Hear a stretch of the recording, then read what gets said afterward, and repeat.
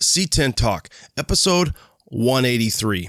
Todd Lowboy Burton, Lowboy Motorsports. He's known for his 8-lug love, but we're going to get into a lot more than that. Here we go. I'm emotionally invested in everything that comes out of this shop. I love what I do. I'm grateful to be in the position that I'm at. It's an amazing feeling. It's been a long road. Damn, son. Let me tell you what Melbourne Toast is packing right here. All right, we've got 411 posi track out back, 750 double pumper, Edelbrock intakes, scored over 30, 11-1 pop-up pistons, turbojet, 390 horsepower. We're talking some fucking muscle. What does that do? Does that blow your mind? That just happened. Welcome to C10 Talk, your C10 truck podcast. And now I have a chance to be the best, maybe the best in the world. My old man, he's a television repairman. Got this ultimate set of tools. I can fix it. I said I got 50 cents in that jukebox, and all I can hear is your mouth flapping. You hear that? Here's your host, Ronnie Welch.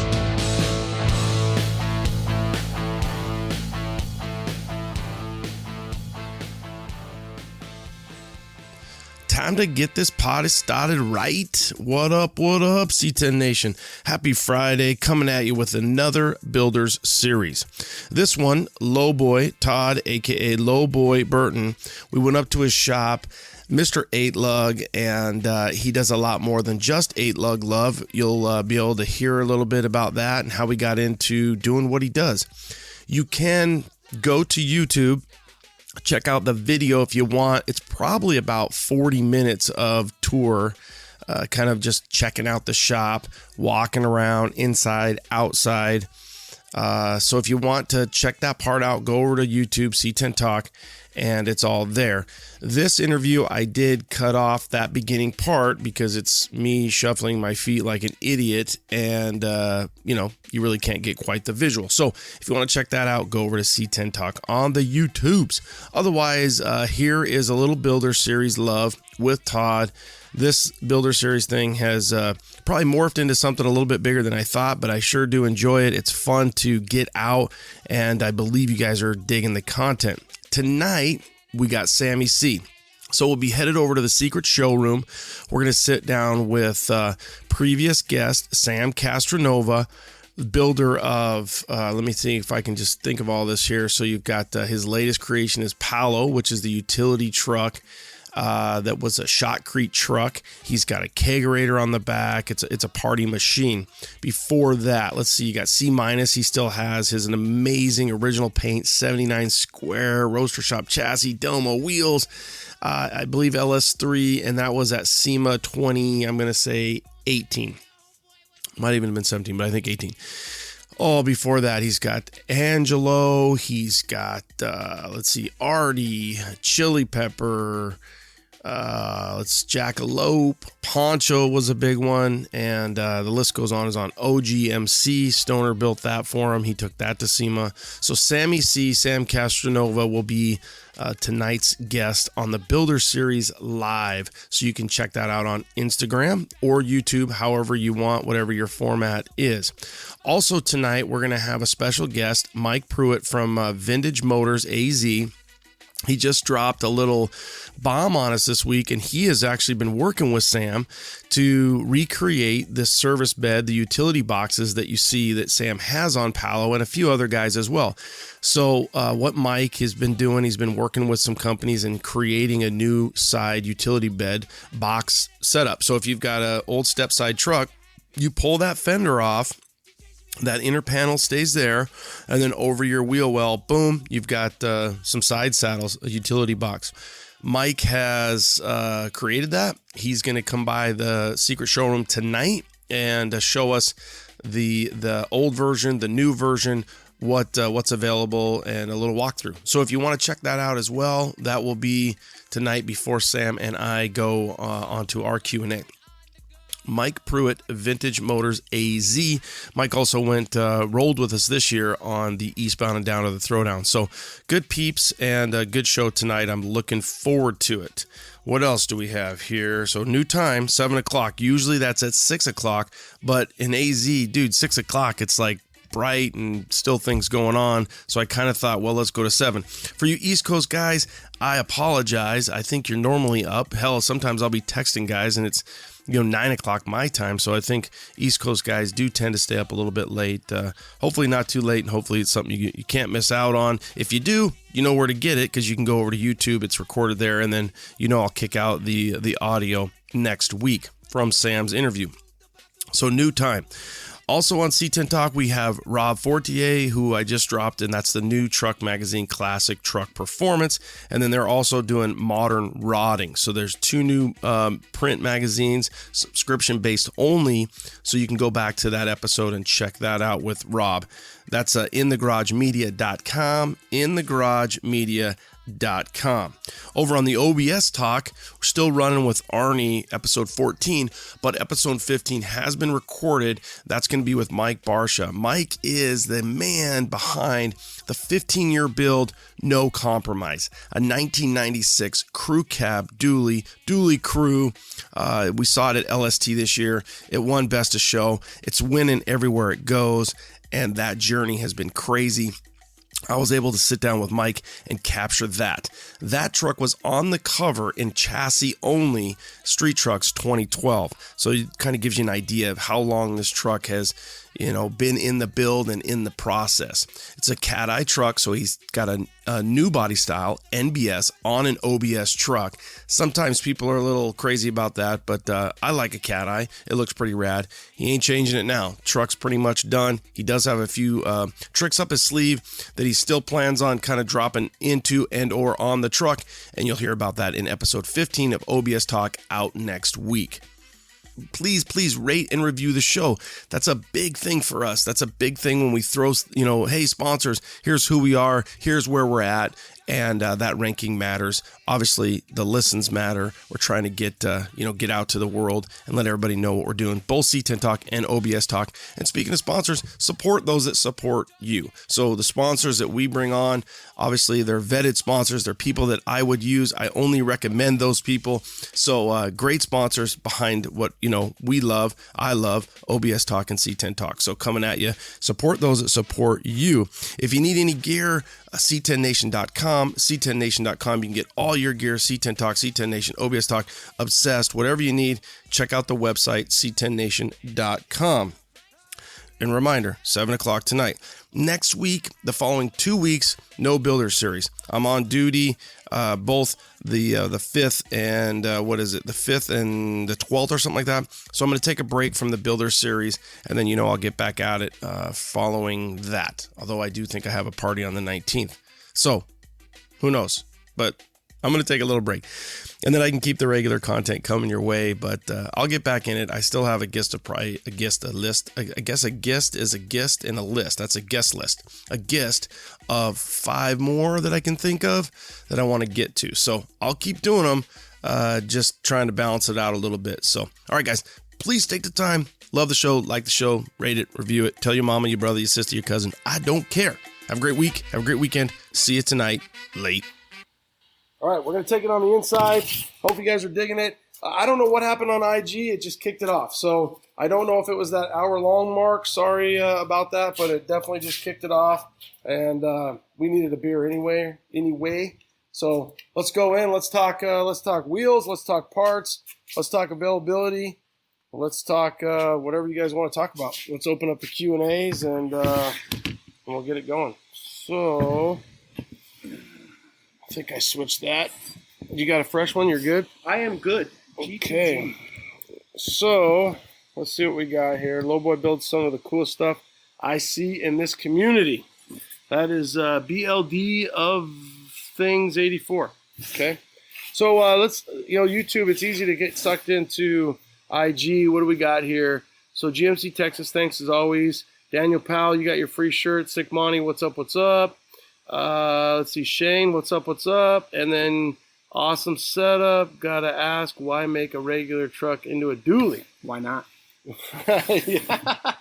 that's a freaking great response. You're making the why not one dually better one dually at a time. Yeah, but what was the thing that Aaron Miller, one of our common friends, said? But You know, there was a saying, and I'm assuming you might have given it to him. I'm sure you've heard it, but you know, 6 wheels. There's something he said to me. It's like 6 wheels or dually means this much more money. Yep. And that's actually something I say. You're 50%, at least 50% more expensive because you're buying 50% more product.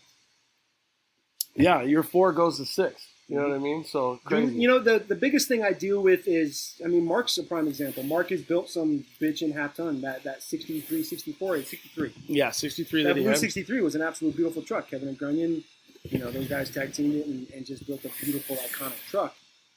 And I talk a lot of guys off the ledge every week when they get into dualies because they're a different monster. They shouldn't be. I don't know if they should be, whatever, but they require a different finesse than a half ton, to be honest with you. So, meaning that, I mean, a half ton can easily snowball on you, but just be prepared that you're dealing with something that's not easily modified just to be like, in my mind, I'm almost thinking like, you're probably not going to just be able to buy a few things and then get what you want. Right. It definitely takes, but I feel like that's where you have come in. And part of the issue is the aftermarket really hasn't acclimated to it. The half tons are so popular that you have, several companies, numerous companies. It's the C10s. I mean, the C10 market is just so saturated, and that's one of the reasons that I just don't develop C10 parts. There's plenty of great parts. Yeah, why waste your time? Chopping block, porter builds. Guys building their own stuff. Just building.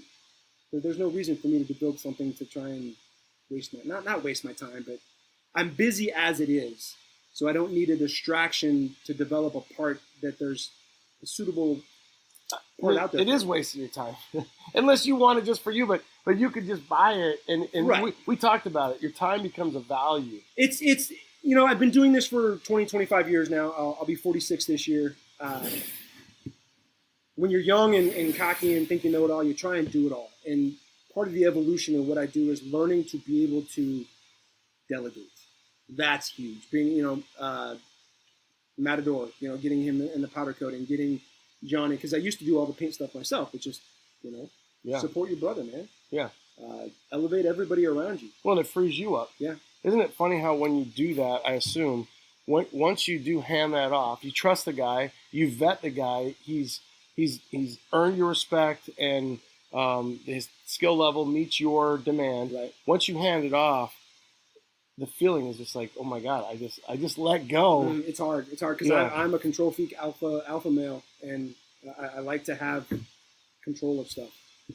But so it's hard. So if I trust somebody, it's, I mean, not that it means anything, but if you're in my circle, you're in my circle. Yeah. So don't fuck it up. Yeah, there's one for me. Okay, let's see where we're at here on the IG.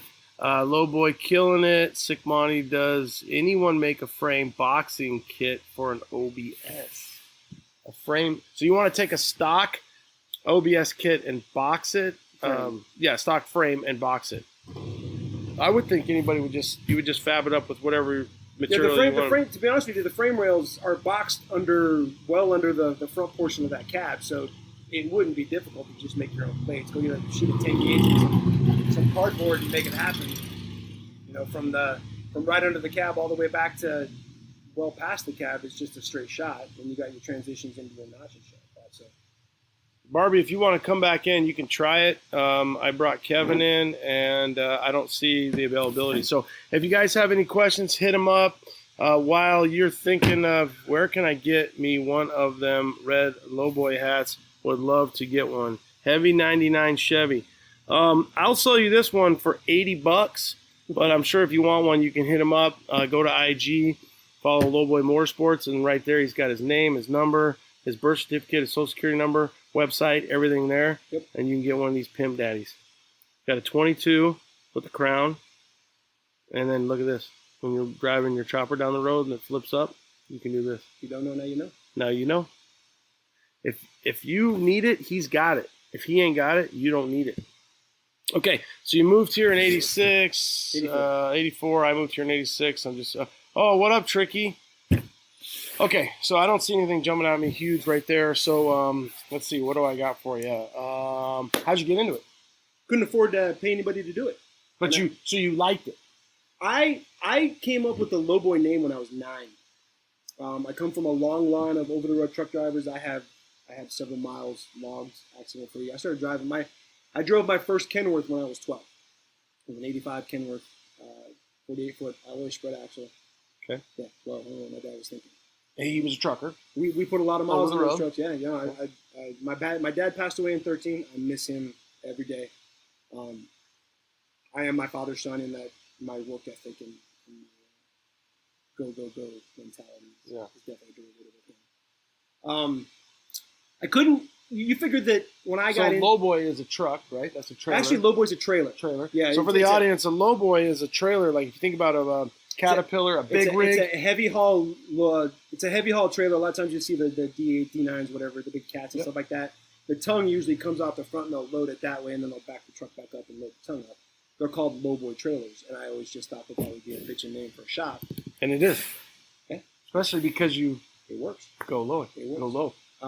So you couldn't afford it. You wanted to get into it. Well, you wanted to build something. I bought my first trucking magazine in May of '87. So, and I still have it in a box somewhere in an attic.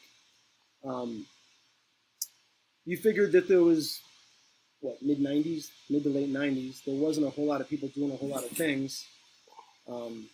Everything was going up around here. Yeah. One of the most famous stores in my life was right here. Flying High. Yeah. Literally a half mile that way. Yeah. I mean, they were insane back in the day. I mean, we would drive right by it and see the Flying High truck, and it's right. Jeep and the Casey lights and all that shit. Yeah. Yeah. Well, and I figured what I wanted to do, I could screw it up 2 or 3 times and still be money ahead. So where did you do it all? At home? In my driveway. Okay. Yeah. Mom and dad's or mom? No, and I was married. I came home from the Army. I was stationed in Baumholder, Germany in 93 to 95. I came home. Well, I spent 2 years in Germany. I had a $500 MasterCard, limit MasterCard, and I would buy a wheel, a tire, a set of spindles. So over 2 years, I came home to a bone stock 87 Chevy pickup and like 15 grand worth of parts in 94. Think about that. That's a lot of money back then. Yeah. So I came when I ETS or PCS from Baumholder, Germany to Fort Hood, Texas. I took a 45-day leave, and I went home to Montana early December, and then I had to report to Fort Hood like mid-January. But I just locked myself in the garage with my father and my grandfather, and it was remember Chisholm's suspension? Oh yeah. They made those control arms. Horrible products. But I had Chisholm's suspensions because I figured that would be a better way than drop spindles. Flip kit, C-notch, Traders 17.8, 17.11, torque thrust tubes, man. 315, 35, 17s. Oh, an 87. Yeah, I remember rolling through Dallas Sport Truck Nationals 1995 on 17-inch deep dish wheels and people losing it. Oh my God, those things are so huge! And you think back and just chuckle. Yeah. Just chuckle. That had to feel good though. It did, man. And we see if I can find a picture of that and I'll post it on. Yeah. It was a fun truck. I moved here. So you're still in the service, or still in the service at the time? What the hell was the name of that shop? We were in Killeen, Texas, and I can't remember his name. He painted it for me. I did my own stereo. I picked up a bunch of Kenwood because Kenwood on the PXs and the military bases is super cheap. So I had a over-the-top Kenwood, a couple of JL12s, old Alpine. What was your MCS in the military? What was I was 63 whiskey, wheeled vehicle, heavy wheeled vehicle repair. Screwed up part was I was attached to a forward sport battalion, 47 forward sport battalion, but I was detached to 40th Engineer Brigade, so I was literally changing major components while getting shit shot at you. Yeah. That it wasn't a lot. Yeah. So you did your 4 years? 5. 5? A little 5, yeah. And you were married? I got married in the Army. We divorced. I got married January 5th, 1996. I got divorced January 9th, 2008. So it was, 2 years? Almost 13. Oh, no, 90, okay. I'm sorry, 08. I'm sorry. 08. Yeah. 06 to 96 to 08. So it was right at 12, 13 years. Got 2 amazing boys out of it. Yeah, you got Tyler. Todd, Jr., right? Or is it? Well, Lowboy Jr. His name is Lowboy Jr., but his Jr. name is Tyler Burton. He works for me. To be honest with you, I'm running the shop with a gentleman my age and 4 20-year-olds. And I've made it a new mission that if I find a young buck that's hungry and wants to learn, I'm gonna teach him. Oh my God! You should have told me that. I am so grateful for these guys. And Payson, you're in trouble, dude. Whoop. Oh, he's in trouble. Yeah. He's smart, man. He's a mechanical freaking whip, but he's a pain in my ass. How much do I pay you to pay him? I don't think there's enough. Dude, I'm ready to pay you to pay him. My wife is ready. He's I love him to death, but he's a pain in my ass. So no, I got. So in the military, are you happy that you did that? Absolutely. Yeah. I cool. love the military. I did not like the people. Yeah. My uniforms were high and tight. My boots were pressed or shined. I looked the part, but it was frustrating because I think a lot of people join the Army as a last ditch effort to figure out whatever they're figuring out, and I loved it. I loved the discipline. I loved the camaraderie. I loved the relationships. I still talk to people I went to basic training with. So why'd you not stay in? I think one of the biggest problems I have is I'm not good at playing the game. Mm-hmm. I don't hang out. I just don't see that. I don't drink beer. I'm not social. I don't party. I don't drink. I don't go out. I'm good. And I think that leaves a lot for people to interpret about me. Is what it is. Well, there's always a chess game being played, right? So that's part of it. But spades. So spades, hearts. So you went in. You were wrenching in the military. Mm-hmm. You get out. Was this something that you dreamed about? What was your thoughts? I was conflicted on whether to go back to Montana or to Arizona. I was married young. I mean, we were 21, 22. I figured I could facilitate a better life for my family here. I mean, a good job in Montana at that point in time was $10 an hour. Mm-hmm. And again, this is late 90s, so it's not horrible money, but you got to be driven and involved. The thing about Montana back then, I can only tell you, is growing up, I loved it. But Montana, and I think it's actually what attracts me to Montana more so now than ever, is it's just slow. Mm-hmm. It's just a slower paced world. It's hard to go and visit because you want to drive down Reserve Street at 50 miles an hour and you're like, why the fuck is everybody going? Oh, never mind. Yeah. Phoenix is just, yeah. I'm sure L.A., New York, and we hear it all, but Phoenix is moving and shaking. And this last few months has been really kind of crazy. I love the traffic. Yeah, it's awesome. It's horrible to say, but I love the traffic, man. Yeah, it's no traffic. Freeways are wide open, especially for us growing up here in Mesa. When I moved here, there was the freeways, and you could get in buzz anywhere. I remember when I went back one time, I think I was 16. I just got my license, and my grandma's like, "Are you sure you can drive?" And my town was 6,000 people, and then the big city was next door. But I'm like, Grandma, I live in Phoenix, so it's kind of crazy. But let's see if anybody chimed in the park this year, Lone Star. I'll be at C10s in the trailer park for sure. Orange Slice is on the shirt. I better make it. So let me see if no pressure. Yeah, no pressure. Let me see what I got here. Where can I get? Okay, we talked about the hat. Lowboy built some of these. If I don't scroll through them, they take like. Kelsey is waiting with me. Oh, okay. So you want to bring? Let me see here. I don't know why. I'll try to bring you in real quick here. Mark's trying to get in. Maybe try again. I might have to click out and then bring you back in. What do you think will happen with the AccuAir mess?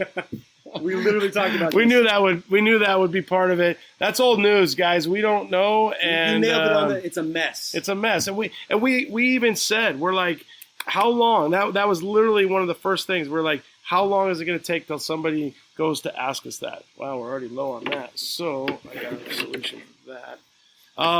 Okay, what up, Big D? Lowboy is best, really great to work with. Okay, who wanted to FL Florida Dooley? That's Nick. Nick's my boy. Nick. Upper left CK series. Doolies are almost free still here in Washington. Well, on our way to Washington. Load them up and we'll be right there. Okay, really, really good dudes. Thanks, Big Cat. Can you lower a 73 RCD on Alcoas without narrowing the rear end or a frame notch? Well, I think we do have a flat face setup that will fit on a 73 regular cab dually with no major cutting. As far as the notch, that's really going to be defined by how low you go. So you can do like a spindle shackle hanger drop and not need to do a notch and you'd be fine. But the frame is so much bigger, right? It's 11 and a half or something. Yeah, the frames on all the Chevy pickups when you get into the 2500, 3500, 3/4 ton, 1 tons are 1/4 inch instead of 3/16, and then they are taller, especially under the cab and such. So I think to me, you would want to notch it. Again, it depends how low he wants to go. Yeah. So you could do a 3.5 drop or a 3.4 drop on a 22 with a slightly like a 265/45. It would look proportionate. It would look killer, and not have to do a notch. What's as lowest you can go with a notch and then still be able to turn and 5.7. 5.7. Yeah. 5.7 without doing any fender work, inner bed work, or stuff like that. And even then, on a 5-inch front drop, I mean, you're adding a bunch more cycling weight. You're low on big wheels, so you will bottom out, but you're bottoming out on a blunt edge. It's not really going to do any damage to the tire or the track. Now, when you go 5 in the front, are you going 2.5 spindle, 3 spring? Well, that's the thing is, back in the day, old dogs like you and I, they used to have a 3-inch spindle for the dualies, but everything's pretty much 2-inch these days. So it's a 2-inch spindle, 3-inch spring, and then the flip kit in the back, once you remove the overload springs and everything, gives you your 7 inches. Yeah. So I think on Yellowstone, honestly, Seth was kind of trying something. I joke, but I think it was like 8.11. It was low. It was so low. It was so low. It was beyond low. I couldn't turn. So I obviously had static in the front. But you look good. Oh, it looked cool, but I couldn't turn. And then I put the AccuAir, and I could turn, but the truck really needed a lot of stability. It needed Lowboy. It really did. It needed rigid stability that I wasn't able to. I didn't give it. And with the camper, that was just too much. And that's why I put the Yellowstone light on it, because it was all over the board. So good question. That was a good question. EGREN, Egren, thanks for putting up with my indecisive ass, Brandon. Okay, Bowtie. I just said that same on vintage messages about him borrowing the dually. Maybe there's a whole nother conversation going on. Looking for 5XL shirts. When I do shirts, I do 3X and 4X, but I only do like 10, 15 each because I've done high production volumes and then they just sit there. Yeah, and I do 4Xs too, and they sit there. Right, so. And then you only do like 5 or 10, and they go like that. Yeah, you can't win with that. I'm out of 3, so for whatever reason, I've got a shit ton of XLs and 2s, but I don't have any 3s. So, okay, let me make sure I got nothing on there. On the dually wheels, is there a solid face available to match the Detroit Steel Wheel Smoothies? He wants a smoothie. He just wants a smoothie. We can, in a 22, we can set you up with just a blank wheel. And dude, you should do that. That would be huge. People would dig that. Yeah. I mean, even if you did it, you could order it, right? And then you could cut it if somebody didn't like it. But if you mocked up a dually smooth or a 22 smooth, people would shit their pants. The problem is the wheel side of what we do here is actually a small facet. You know, the OBS parts that we sell, front and rear kits, the wheels, and then we are an operating fab shop. That's our main priority. So, what about developing? And that's the goal. We have a long-term goal to try and move away from doing so many builds and actually developing these parts. Sure. Like the retirement, the 90 hour a week retirement. Have you ever thought about having a guy cut your wheels for you, an employee? Actually, my son cuts 90% of my wheels. Okay, cool. My son actually handles. I handle the logistics of getting them where they need to be, getting the tires here and stuff like that. I mount and balance tires myself, but he handles all the beat seat cutting. He handles all the cleanup. He handles all the polishing, the final polishing, the wrapping. He's wheel sector? He is the wheel sector at this juncture. And it's Tyler? Tyler. Yeah. Lowboy Jr. I don't know if he is excited about it, but I really don't care. Yeah. Because he gets paid every week and gets paid well. And he's like 21? Just turned 21. And he lives at home? Yes, he lives with me. Yeah, life's good. You know, I'm not really pursuing to send him out into the fray. I think if we can survive and with a higher quality of life if we stick together. Oh, I might need some classes.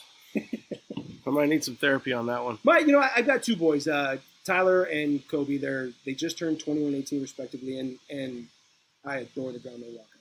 If there was anything that I didn't do or that I did 100% right, it's have those 2 boys. Cool. I love those kids. Yeah. Sometimes they don't like me, but I'm I'm their father, not their friend. Yeah. I got the same thing. I love my kids, and my son is a pain in my ass. Sometimes there was a time where if I could just hit you once really, really hard, I think there would be a hard reboot and it would fix everything. Yeah. I didn't, but I still believe that might be. I was told once, fear and common sense stand in your way.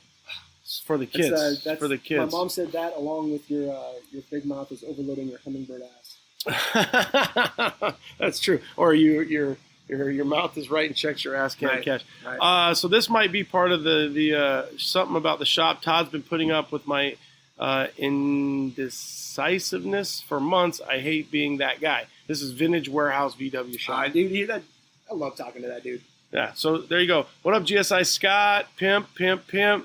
Crucio Central. I have a 2019 Duramax 3500 4x4. What options do I have for a small amount of lowering to price on a set of wheels tire? QCO, you need to just, we'll let him go a little bit, but then you can just call in. But yeah, message me for details on what you want, what you're trying to do. The unfortunate reality is with the advent of the 2011 and the complete suspension change and the bolt pattern change from the 8 on 6.5 to the 8 on 210 millimeter, anything over the counter is only going to get you a couple inches. So I think there's a torsion bar and a shackle kit that's available over the counter. The spindle configuration really makes it difficult to get that truck any lower without really throwing a lot of work at it. As far as wheels and tires, that's something we referenced earlier with the bolt pattern and the extra mill work that's required in the hub bore, the extra cost, the adapters. So message me with exactly what you're looking for and details in the truck, and I'll quote you out the best I can for the setup that I think you need. What's a set of wheels run? So a guy's it really thinking, depends on the truck. Okay. Alcoa 20. Okay, if we can get something that doesn't require any hub bore mods on the wheel, like your anything 8 on 6.5, any of your Ford 8 on 170s, or even your Ford on 8 on 200 millimeter, your basic complete setup starts about $5,000. That's 6 wheels, adapters, mount and balance, caps and covers, polished, ready to bolt on. Again, as you get into the newer trucks with the larger bolt patterns, it requires extra mill work, tire sizes. There's always a few variables there. That's why I ask a lot of questions when people inquire about price. About how much does it cost to change up the to mill the wheel to go from a stock style Alcoa, whatever 12 hole or whatever that is? What kind of design? Yeah, to go to something. The coffin cuts like on Chad's wheel are a little more ornate. We're about 225, 250 wheel on those, but your more common round holes and stuff like that. And you're calling that a cut and design? Yeah, okay. Custom cut. Okay, custom cut. Secret weapon.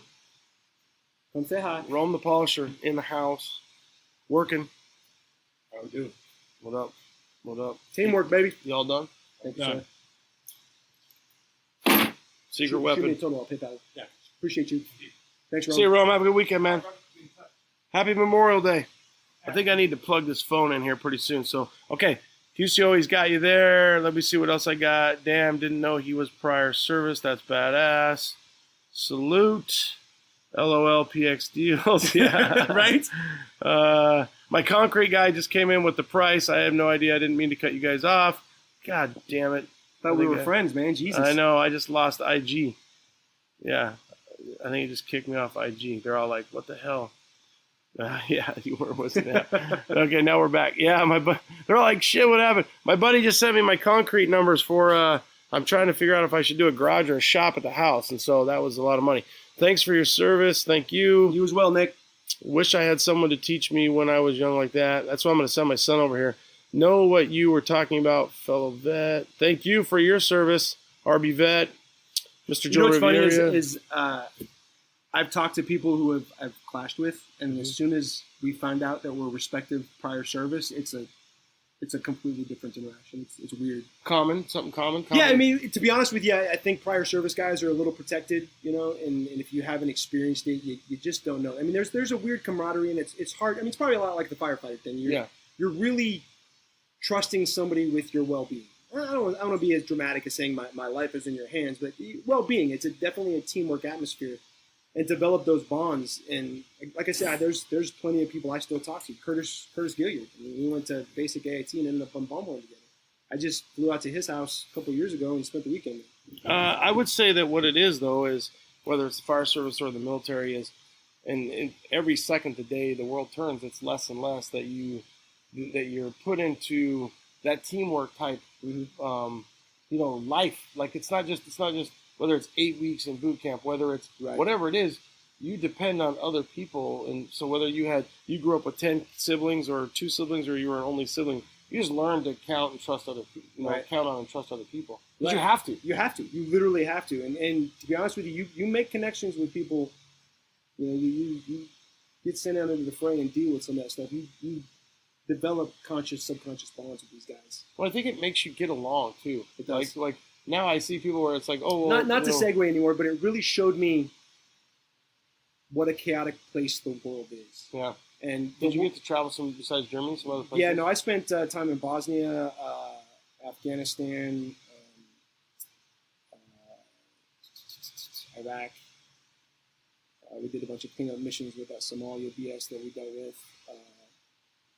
It really put me into some screwed up situations to really evaluate that, even on a bad day, my life's pretty good. Yeah. And I think with the current climate of the world today and the narcissistic side of the human animal, it's really frustrating for me to listen or hear these people bitch about their life with their iPhones and their Nikes and stuff not going their way, when more often than not the rest of the world is suffering, but they're happy with what they got. That's the thing, and that's the frustrating part. What was one of your favorite things to do as a kid here in Phoenix? Just give me a throw. I was a huge skateboard BMX guy. I mean, I would literally throw my skateboard on my back or ride my skateboard. I mean, we lived off of 27th Avenue Campbell, and I'd end up at 91st and Bell on a skateboard at 10 years old, 11 years old. My parents afforded me my mother afforded me a lot of freedom where I got to really experience the world that I. Did you ever hear, what was that amusement park used to be by where Salt River is, where the zoo is now? Remember that amusement park? Yeah. I forget what it's called. I'll think of it. But here's where I'm going with that. And I'm not trying to stick up for those people that are in their Nikes and their iPhone, but what happens is guilty to your perception. Well, like growing up as a kid, for me, the river was the bee's knees, right? I mean, yeah, skateboarding to Fiesta Mall. Right. Dude, I would skateboard right where we're at right now as a kid. Ride my bike, Fiesta Mall. Right here was the mall. Flying High was right there. I mean, this is where I grew up, right here. And I tell my wife, I'm like, our kids will never know that, right? But they don't, which is cool. Their barometer isn't set to that, whereas ours is. A different perspective. And that's really what happens. Unfortunately, for our world, we got it so damn good. We're blessed to be in America. We're blessed to be in the greatest country in the world. We're blessed to have guys like this serve us and go all over. And that's what I think. That's why I really do have an admiration and respect for the guys that are in the service, because you've seen things. And here's a good one. So my father-in-law is 70. He was a medic in Nam. Dude, you want to talk about like compartments that are back in here that allow him to get up every day and just be happy about life? Yeah. So I think that's such a big thing. And some people they don't come back and they're like, well, you don't even know. But you can't be mad at them for not knowing. Right. It goes back to that same argument. I believe everybody's guilty to their perspective. Yeah. But it, like I say, it's afforded me the opportunity to see several ways of life instead of just one. Hey guys, I have Jim Flanders, Brothers Trucks on. Jim, what's the latest? Selling truck parts and really focusing on our YouTube channel. The cool thing is, myself included, I'll check that channel out. It's a great customer service, a benefit to us. When we buy something, we can get in depth and know a little bit more and know the ins and outs, especially to watch it even before you go to install the product. Yeah, absolutely. And we built a tech center in the back of the warehouse. So we literally bring in new products. We'll build them onto a truck or put them onto a truck, and we can see instantly how much work it's going to be, how easy it is. And we put that out to our YouTube channel so people, like you said, they'll be able to look at it and go, you know what, I can do that job in a day, or I can do that job in an hour. And it basically just completes a whole package of not just selling the product to a customer, but really backing them up when it comes to showing them how to do it and just making sure that they've got everything they need to get the truck back on the road or keep it on the road. Like I said, I've watched it myself. I love it. Now, I heard you're rearranging some stuff over there. What's going on in the warehouse? Yeah, we actually, this last year, we've been building a ton of inventory. And for a long time, we've always said, if you don't have it on the shelf, it's hard to sell it. People want to have it on the shelf. They want to know they can call and get it out the door that day. So, we're just trying to be more efficient. We're trying to have more inventory on hand. And, we've done a really good job at building inventory over the last 25 years. So I think that's what's putting us in the lead in this truck market for sure. I totally agree. Brothers Trucks, you guys, for all your Chevy and GMC truck parts. And don't forget, they're putting new stuff on their YouTube channel all the time, so check it out. Thanks, Jim. Thank you. I've got Bobby from PSI Conversion on the phone looking at LS LT-based motor swaps. Bobby, why should we choose PSI Conversion? Ronnie, our harnesses are made right here at home in the U.S. Our product lineup includes the early 90s Gen 2 LT motors, Gen 3, Gen 4 LS VotorTech motors, and Gen 5 LT and LT4 packages. We have transmissions ranging from automatic 4, 6, 8 speeds, and soon to be released our new 10-speed, in addition to all the manual options out there. Wow, you guys cover everything. How do you deal with intimidation factor when a customer is doing their first LS or LT swap? Great question, Ronnie. But the thing is, there's nothing that we haven't seen here in the LS and LT world. If you grab almost any motor out of a junkyard, you want to Frankenstein it build together, or even supercharge it. Leave it to our sales team to help guide you along the way to the products that you need for your restoration. We have over 10 years of experience in the market, a tech department that is available to help troubleshoot and diagnose any issues or questions that you have along the way while installing your PSI products. Couple that with a staff that is going to be standing by our products with pride, made right here in the U.S. to a GM quality standard. Our team is happy to get you wired up and fired up. And don't forget, guys, use code C10TALK and you'll save 5% off your order. PSIconversion.com. PSIconversion.com. You want to save 5%? Use code C10TALK at checkout. Thanks, Bobby. Okay, so anytime this guy chimes in, we got to have some fun. This is Stoner. Can we get Lowboy SSS hat or what? I don't know what he's saying there. I think he's saying Lowboy. Is he calling me an ass hat? Yeah, I know. Big fish ass has crabs. Do you know Stoner? We've spoke. Oh my God! Not directly. Well, you might have if you ever watch gay porn, which I'm sure you don't, but he's usually on gay porn. You're familiar with his taint? Oh man, dude, Stoner is. Where did Ronnie get? You missed it, Jose. We already went over your truck. There's where your shout out is. Yeah, you got your shout out.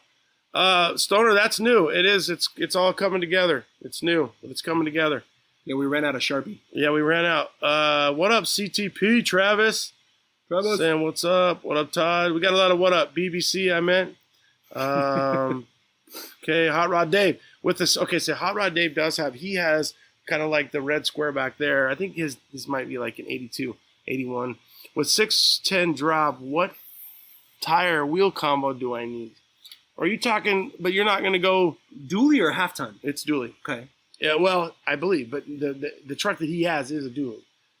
So he has a dually. I mean, I don't know if he's selling that thing or what, but the 610 drop, depending on if you're keeping the factory axle or narrowing the axle. I mean, your standard flat face 22-inch setup, but with that heavy a drop, you're probably going to have to raise the inner bed fenders and probably take your inner bed fenders out of the, or inner fenders out of the front as well. Yeah, and that's what on Yellowstone I had hubcap raise the front fender wells. You got to clear those out. The one thing about squares is now I wasn't a dually on Yellowstone. I was a single rear wheel, 225, 75, 225, 75. Are you that big? Was the smallest Toyo 10 ply I could buy. The 225, 75, 16. That's roughly 30 inches in diameter, which is almost exactly the same as a 265, 35. Yeah, you have a lot of height in a square. Yeah, it's just you don't have right. So you have the height, but on a dually, I'm not sure. On a single rear wheel, obviously, I don't know what the dually. I wouldn't think the dually would limit you. You're more inclined to run into problems with that heavier drop as he's running in the front and the back. Yeah. Oh, for sure. A 6 in the front. You're gonna be in the same boat I was. You can't go that low. I keep hitting the table. Sorry. Oscar, I live down the street from the shop. When I find a clean stock OBS, I'm gonna take it, get it, bring it, Oscar. When you're ready. Yeah.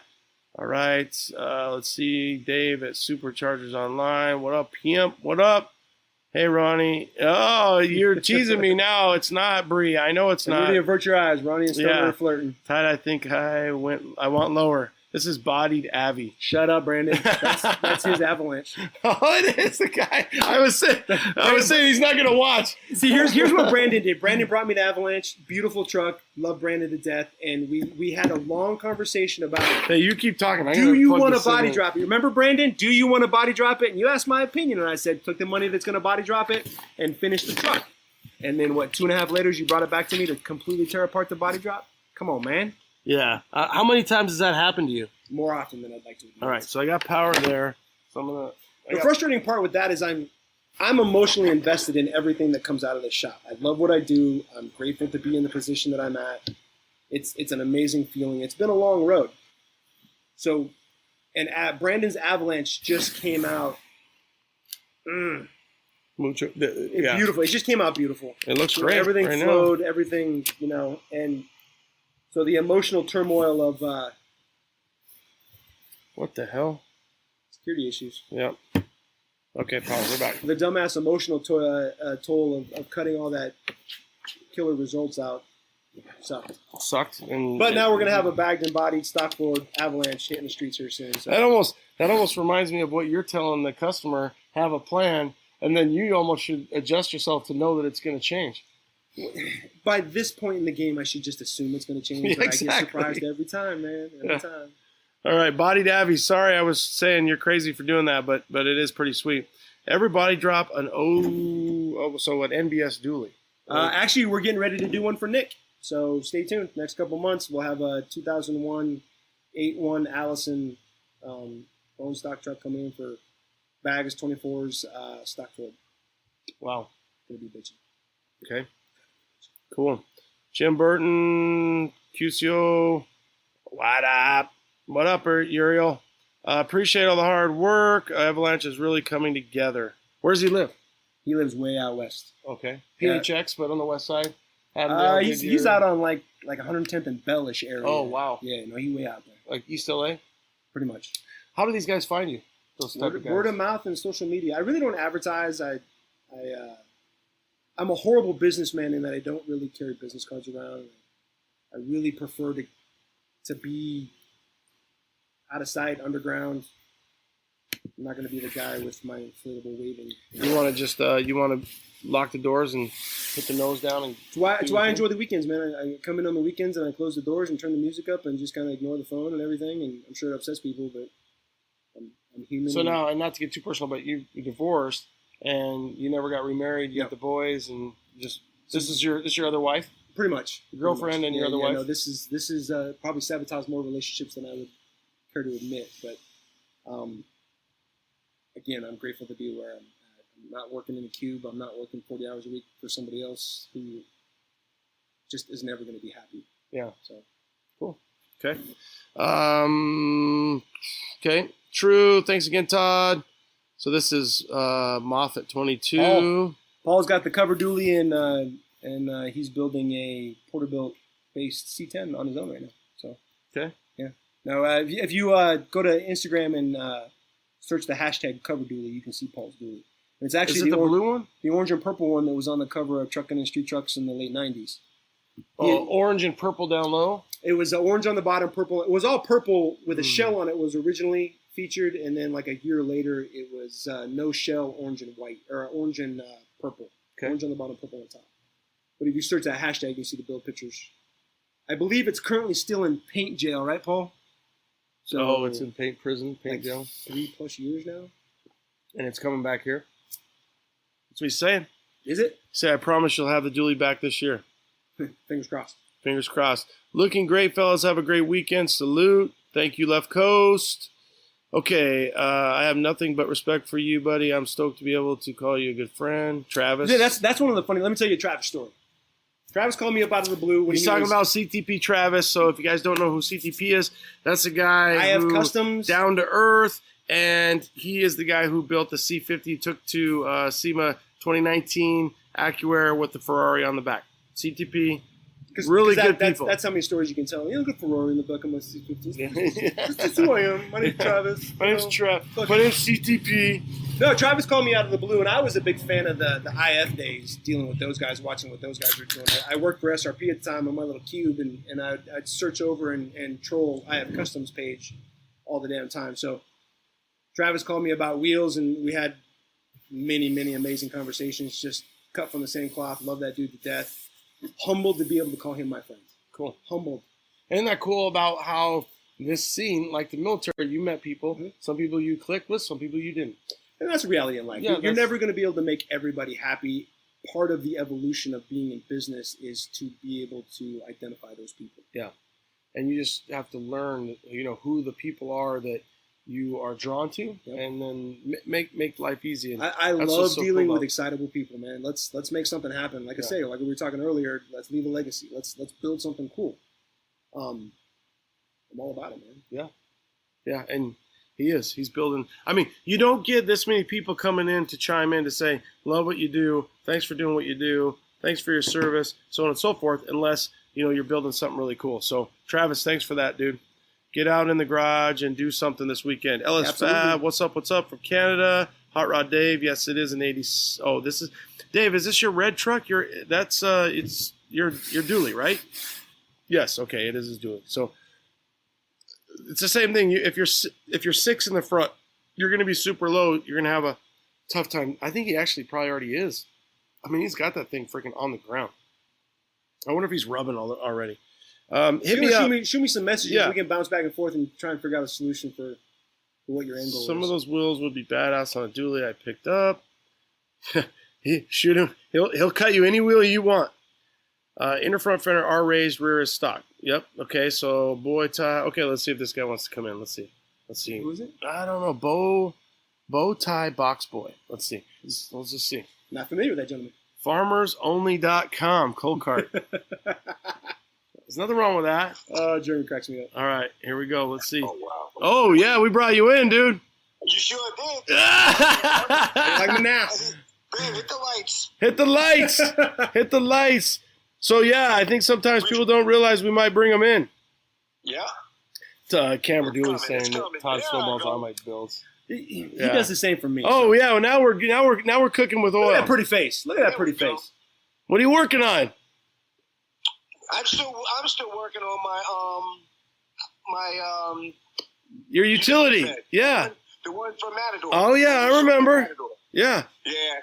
I gotta do a panhand bar. The wheels are kind of rubbing into the bed. The rear bed. The rear.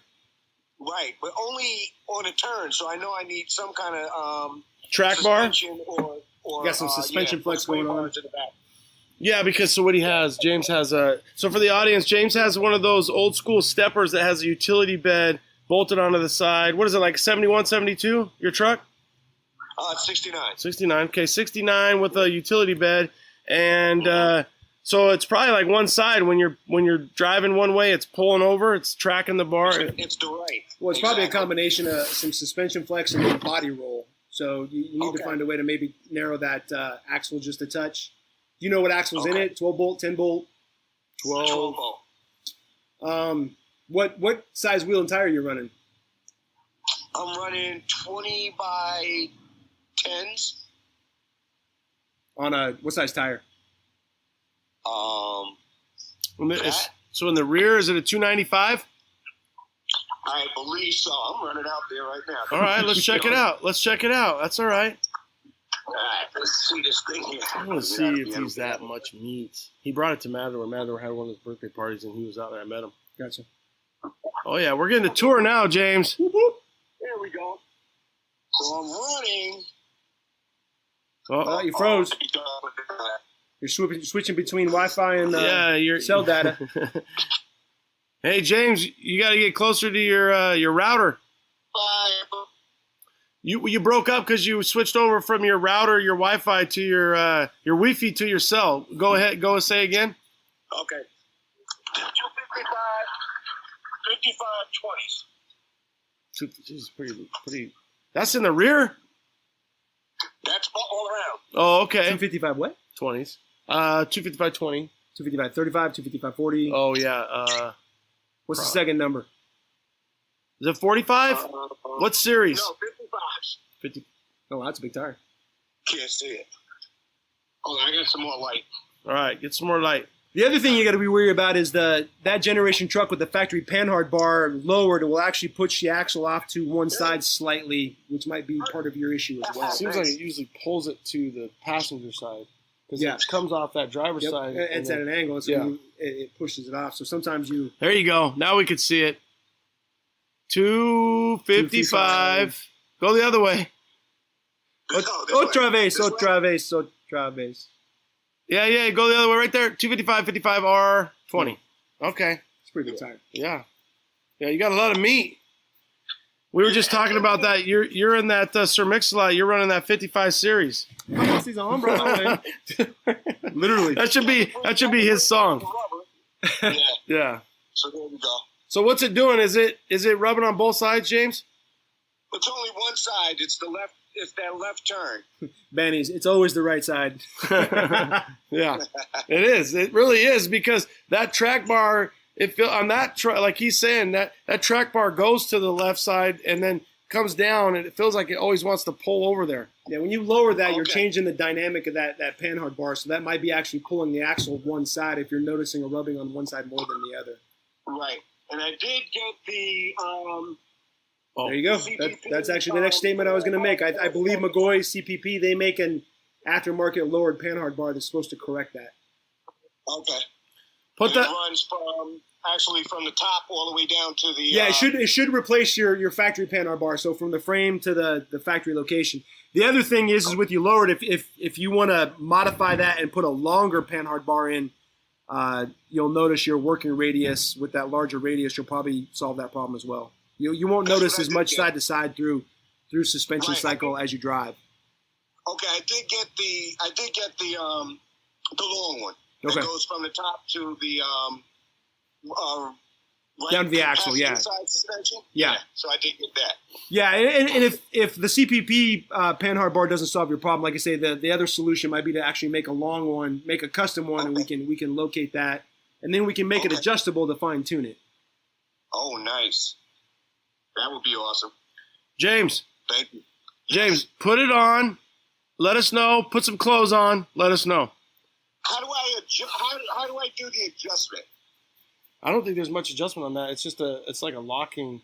There's really not that much. I know the factory one doesn't have any adjustment. No. I'm not sure. I think on that one, James, if there's any adjustment, it's a screwed adjustment, and you just want to center up. You want to lower it and center that up, and see, because when you lower it, and every time you go lower on that truck, it's going to push it over to one side. So you want to lower that and then center that, tighten it up. And you're trying to get that track bar to pull, because by going lower, it's pushing to the other side. Gotcha. Pretty much. All right. Okay. You're just changing the geometry there, so you do a little tweaking. Self-built fab. All right, James, thanks for need some help with this thing, too. What do you got, a Chevy 2, a Nova? Yeah. What is that, like a 64? Yeah, 67. You're better with the 67. The later generations than the early generations. They don't rip-pop any parts for those 62, 63, 64s. The 5, 6, and 7s, they actually make reproduction parts for. It has a motor in it. That's a Chevy 2 Nova, right? You get into the Chevy 2, the Nova. Because the Malibu is different. Yeah, Chevelle. Yeah. The Malibu Chevelles. In 64 5, yeah. Yeah, 64, 5, 6, and then I believe. Well, somebody's got a 7 right here, right? Yeah. Johnny next door. I think he's got 2 of them. Yeah, 6 is my bee's knees. Yeah, right. All right, James. All right, thank you. Hey, put some pants on. Can't stop. Can't stop, won't stop. That's right. Are you going to be at that C10 meet tomorrow? No, I messed up.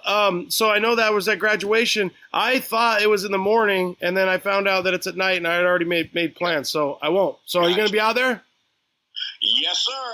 Have fun. For all the guys, there's a big C10 meetup tomorrow night, another cruise. I'm going to go out in the morning and burn some fuel or burn some dinosaurs in the morning and just cruise around tomorrow. Nice. All right. Enjoy.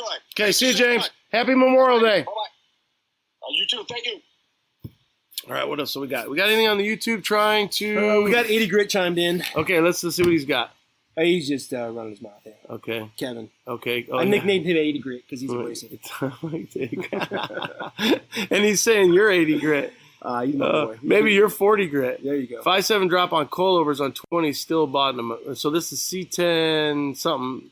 I have a 5.7 drop on coilovers on 20, still bottoming out. You should not check check the weight of your springs.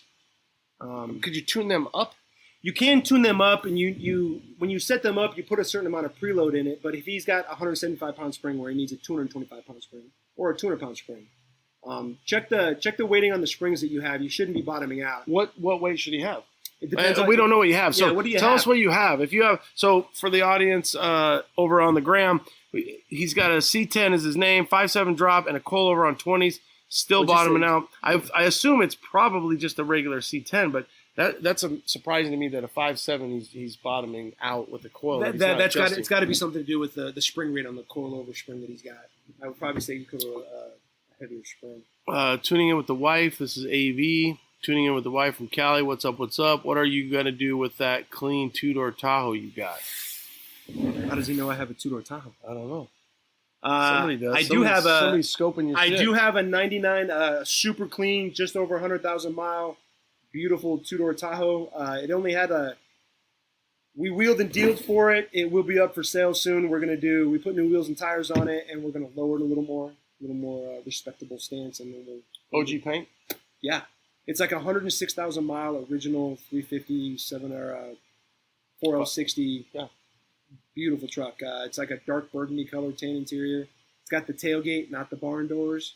Yeah, I'm not a barn door. No, I know Travis from AZ Pro loves those barn doors. I do not like these barn doors. We need to talk to Travis. I do not like those barn doors. I don't want to look. I want to look in my mirror and see a window and see out the back. I don't want to see. I'm not driving a freaking work truck.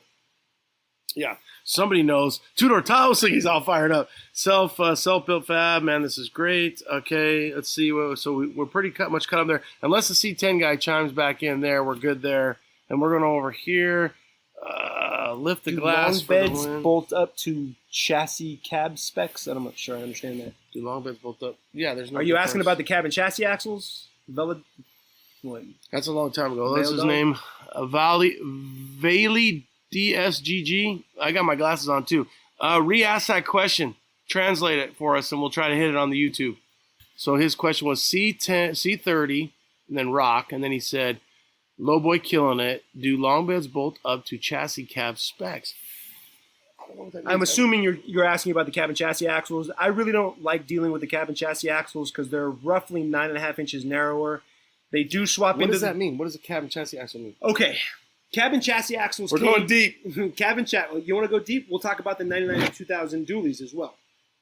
Cab and chassis axles were typically on trucks that came from the dealer with no beds. They'd end up with dump trucks, ambulance bodies, blah, blah, blah.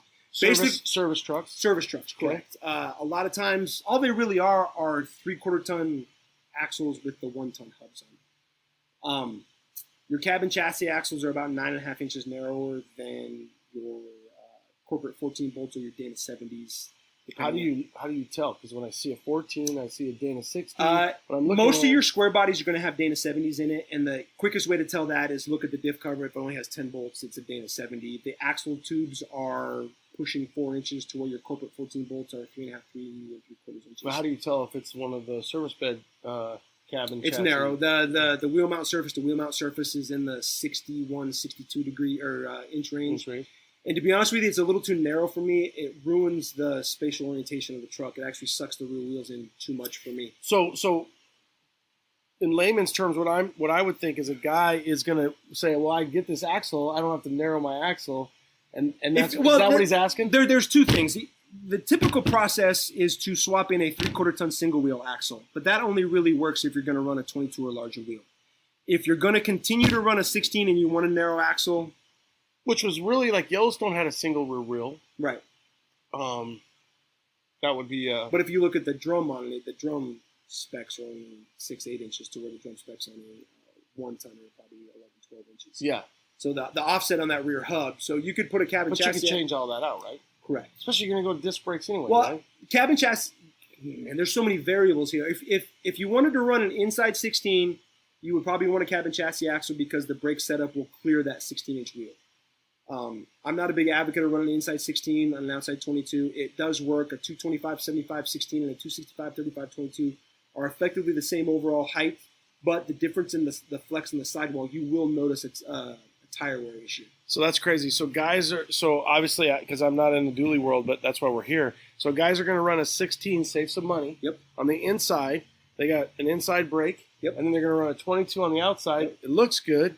Which is if so your tire is well, you run the inside E or F load rated tire, but that sidewall is 7.5 inches versus mid-total.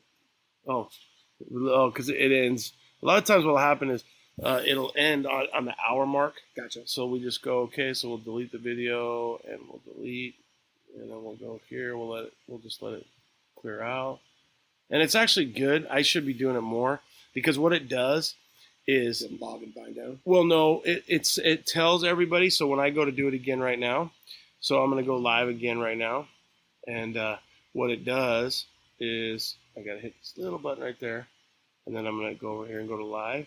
And now it will tell everybody, hey, C10 Talks live. So if I let it go for, let's say, an hour, it'll stop you at an hour. It doesn't send an alert to anybody. Oh, gotcha. But if somebody's just chilling their daughter's play or they're listening to their wife, bring it to people's attention. They're like, and then it'll go, boom, C10 Talks live. And they're like, oh, yeah, I forgot. He's going to be live with Lowboy tonight. So if you do that, some of these guys will they'll clear in and out all the time. Oh, gotcha. And what that does is it's really just a way to go in, go out. And the guy, if I lose you, so let's say you were at home right now watching, you'd be like, oh, he's back. He's live. Oh, where'd he go? Oh, he's back again. Gotcha. It doesn't really matter. So most part, they'll come back, and you might even get more. So now I bet because Barbie wanted to go live before, we'll see if he can go live. Screenshot if he comes in. So what'll happen is right here. So now he's asking to come in. So I'm gonna bring him in, and then we'll split screen him.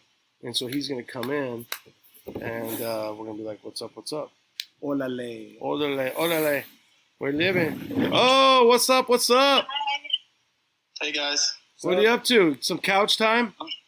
Yeah, we've been watching you from the beginning, and Kelsey keeps going, when are they going to cut to us? When are they going to cut to us? Well, I think what happens is once you guys fall too far, I go all the way back and I can't find it. Yeah. No, I got my little Chevy helper here, and we've been watching you the whole time, and I just plug her ears when you throw your F-bombs. No, I'm trying to be good. What is it? Earmuffs. Earmuffs. Yeah, earmuffs. Earmuffs. Hey, she wants to walk you out real quick and show you what Lowboy's going to work on hopefully here in June. All right, let's see it. It's not a dually. Oh. Is it blue? Yeah. Hold on, no. Oh. Just go not that one. Yeah, that one. Yeah, that one first, yeah. Oh, he's going to... We have some irons in the fire for the one that he just picked up, but our initial situation is with the Blazer. He's gonna get this thing a little lower to the ground and put some 4-wheel disc brakes and some coilovers on it for us. Nice. A little more gooder. Yeah, a little more gooder. Yeah. Be careful back. But before you know it, Kelsey, you'll be driving that thing anyways. Yeah, Dad's gonna come racing out of the living room when he hears it fire up and leaving the garage. Like, what the hell? Hey, so I have you both on here real quick. What do you think about taking this roll bar out? Well, if it's I don't know. It's bolted. No, it'll come out. It's not a problem to come out. It's just a safety issue. I got a 5.3, probably pushing 280 horsepower. It's 281. You told me. Yeah, shut up. Yeah. Well, I know what you do for a living, so you've been on a few rolled over vehicles. I would probably take it out if I was you, just for cruising, because it's no different. It's not 1972. Yeah. You either take it out or you add 4 more. Those are your options. I like where it's got to be chrome. Chrome with lights on top. Yeah, man. Yeah. Cut the little recess out. We're right by Flying High. I'll be over with some light covers for you. Some smiley face KCs. It's gonna be totally bitching. Trust me. We'll go with the Matador look, but just lower. There you go. Well, the Matador looks pretty tight, but yeah, I would probably cut that thing out or just unbolt it. Hey, Todd, we wanted to also tell you, Memorial Day's Monday. We know you're here. Memorial Day tends to be for the guys in the past, but we appreciate you serving. I've got to know Lowboy somewhat over the last, year or two, and he and I are very similar people, kind of dry. Yeah. Not direct. Not a great. We don't crack a smile a whole lot, but I like that guy, and I feel if I wasn't in the far west Valley, I'd probably be hanging out with Todd a lot more. But no, that's another one of those. I mean, I've known of Mark for years now. I remember walking by that 63 back in the day. So again, it's another one of those relationships that we've been able to cultivate, and I'm humbled to be called. Well, I appreciate it more. I'm going to watch you till you guys are done tonight, but I'll let you guys. Hey, don't leave. I want to tell you something real quick, kind of ironic that you're on today. So my interview for Tuesday is with a guy by the name of Rob Fortier, and he's starting a new magazine, and it's called Classic Truck Performance. Well, while I'm interviewing him, I continue to tell him about this guy that was in print magazine, and he couldn't remember the guy's name, and I couldn't remember the guy's name. So today, I got the boxes out, and ironically, the one magazine that I found what I needed was your Cover Truck magazine. You better recognize. Right, yeah, Custom Classic. And so it's. Hey, I'm out in my garage. So watch this. There you go. That's it, right? That one. Yeah. That one. MarkBarbie.com right there on the back, dude. Yeah, no, it's okay. They're not gonna stick. Hey, what happens if I log on to that? Where does it go? No, it goes to my side business now. It does? It goes to my teaching. It goes to my medical teaching deal. Yeah, I didn't know if it went to gay porn or something. I wasn't sure. Sorry, Kelsey. She's like, yo. All right, Mark. Thanks for tuning in, bro. Thanks for checking in. Hey, bye, Kels. Hold on. See ya. Are you guys coming tomorrow to hang out? I'm actually not. I'm going in the morning. I got my time messed up. I thought that it was in the morning, and I have previously made plans for tomorrow. You going to be there? Ronnie's decided he doesn't like C10s anymore. Yeah, I don't think that'll happen. Yeah. Okay. Well, I bet you Todd's riding his mountain. Todd's probably riding his mountain bike with the helmet on tomorrow. Hey, safety's not an accident. Are you taking the Blazer or are you taking the crew cab? Oh, the crew cab. Oh yeah. All right, cool. Yeah, this one's turned into Libby's car. This was my favorite. Nice. Yeah. Okay, you guys have a okay. You have a good night. See you, bro. See you, Mark. Take care, man. Okay, bye.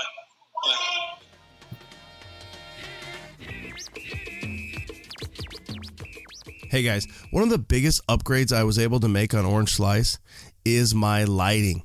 Think about this. You've got your old school sealed yellow lights. You put in new United Pacific headlights, boom, quadruple the lightage. They look better, they perform better, and guess what? They're safer. So you've got LED options, you've got new headlight options. They look great. And honestly, we upgrade so many things with our trucks. Why not upgrade the lighting? When you do, think United Pacific. Here's the best part. You get to save 15% off all C10 products by using code C10Talk15. Save 15% off all C10 products by using code C10Talk15. Go to upcarparts.com. That's right, upcarparts.com. I don't think you'll forget it. Save today. Thanks, guys. Give them a follow on social media too, Facebook and Instagram. Marquet has been in business for over 40 years.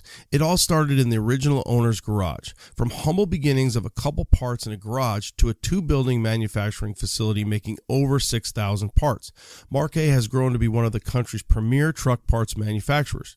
They not only design the products, but also design the tooling to build the products, guaranteeing quality control. They have made their original parts from the original trucks. Aluminum strips are double polished, creating a mirror finish, and crystal clear anodized. They use the highest quality, hand-selected show quality wood that will hold up over time. Why? Because it's kiln dried to precision moisture levels specifically for Marquet. They stock oak, pine, and mini exotics, guaranteeing extremely fast delivery. All parts are manufactured in-house in Oklahoma City, USA. They offer quality parts built by Americans for old American-made trucks. So when you're looking for body moldings, bed strips, bed wood, and so much more, think Marquet. That's mar-k.com.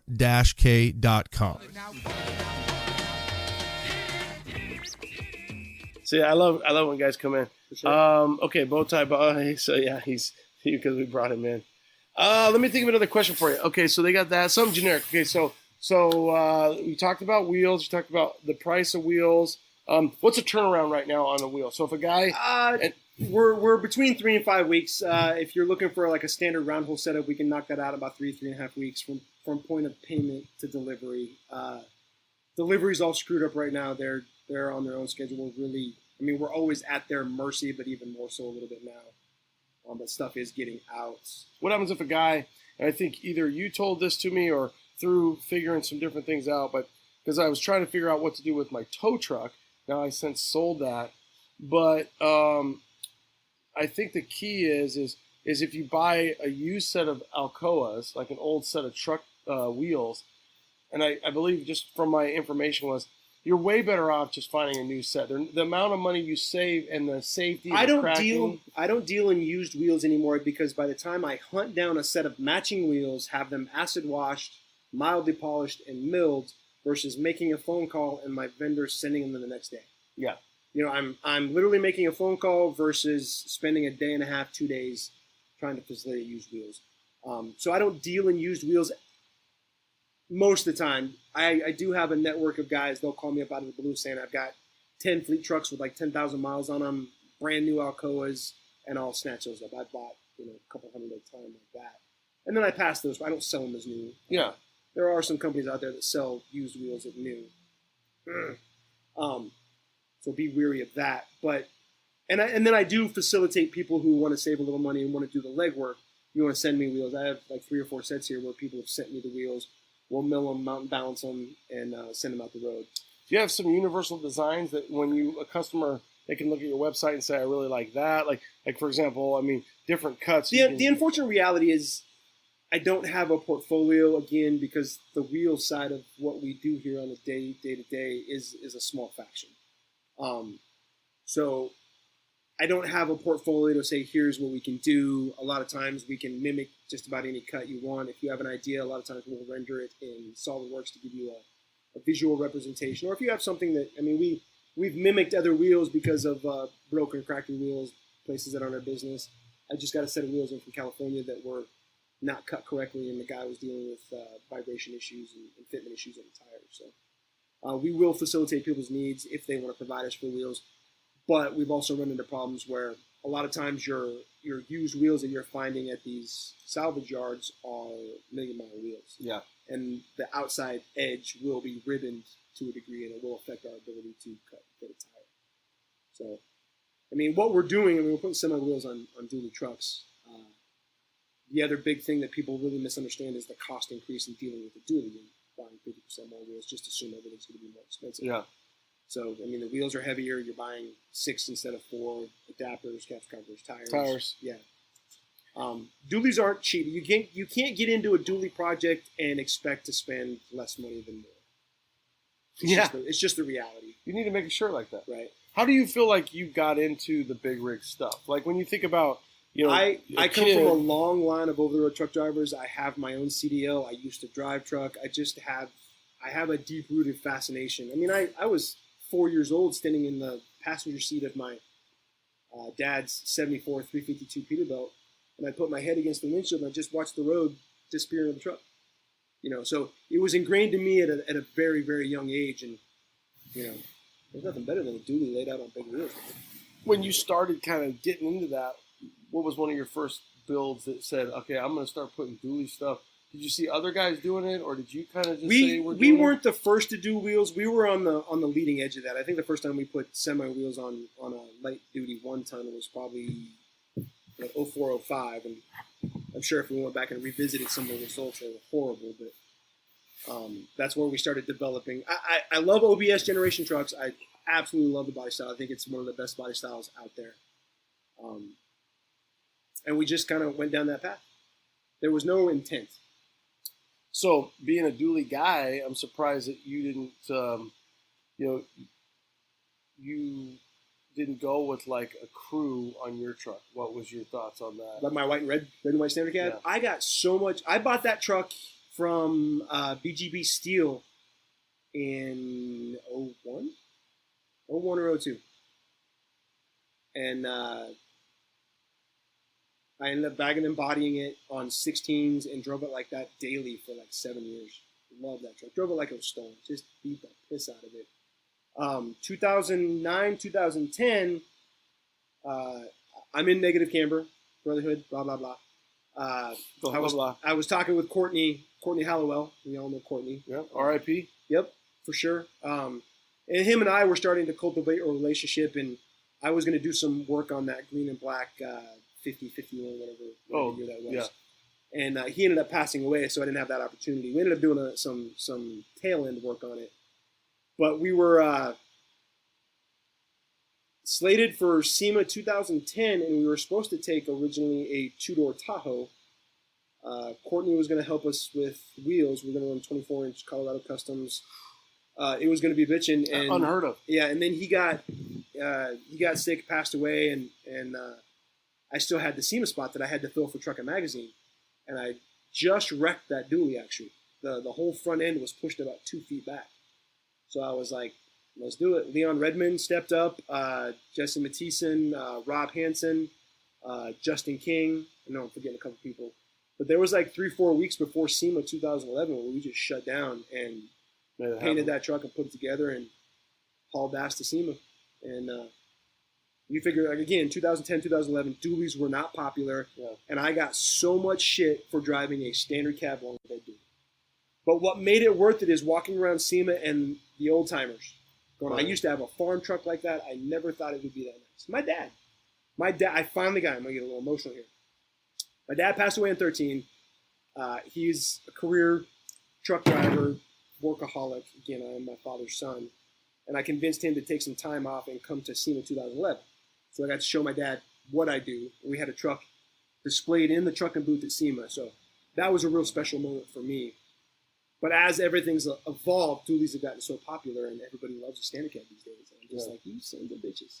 You sons of bitches. Isn't it funny how it helps you as a business, but now you're like, you sons of bitches. Mm-hmm. Like I knew that shit was cool. I remember I looked at a copper and white 73, and you're like, it was probably about 8 years ago. You're like, I didn't have the balls to do it. I mean, it's cool because I love the color, but I never envisioned it being like this. Right. You know what I mean? So now I remember, God damn.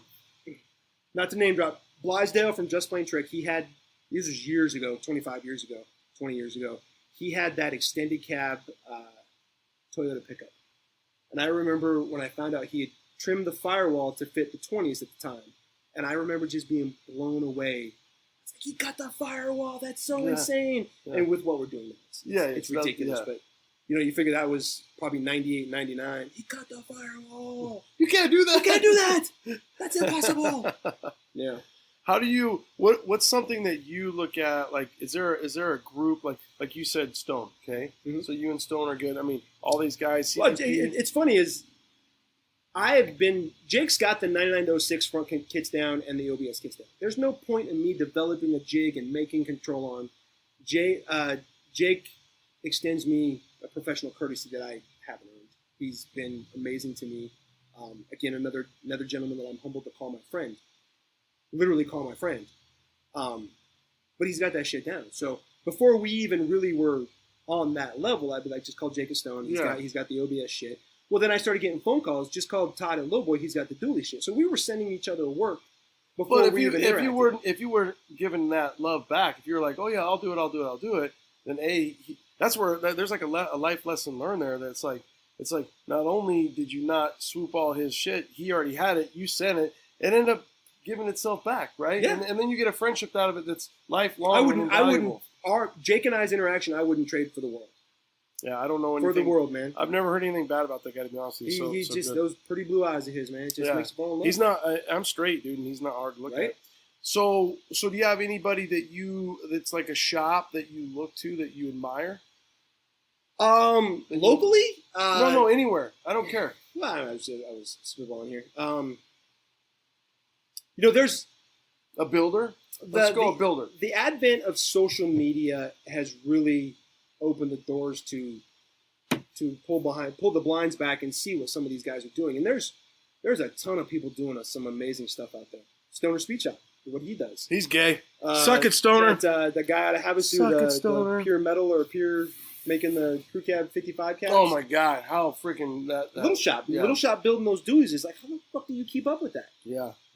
Yeah, Little Shop is amazing. I'm done. I'll be honest with you, even Roadster Shop, the stuff that they do at their level is just the amount of money, the amount of just how precise, how clean. I mean, the cool thing is social media has, you have little one dudes, 5 dudes, 25 dudes, 50 dudes. It's it's. But do you have anybody when you that you're like, I follow that guy, I want to know what he posts. When he posts, he or she, and they build stuff. Do Do you look at? Is there a shop? Is there a guy? I mean, there's a few. To be honest with you, I stay in my hole and I'm probably oblivious to the world around me. And I don't know if that's good or bad. There's several shops. That Lab Ranch guy out of Oregon, he's doing some amazing stuff. To be honest with you, Metalox and what's that other younger kid that just started up doing the sheet metal stuff? Oh, like Radfab? Radfab, yeah. No, I love watching those guys. Yeah. You know, you got these. I love seeing these young guys with some drive. It gives you faith in humanity. Well, like I said, the young guys I got working for me, it really reinstills the faith in that generation. Yeah, and that workmanship. And, they're out there. Yeah, they're out there.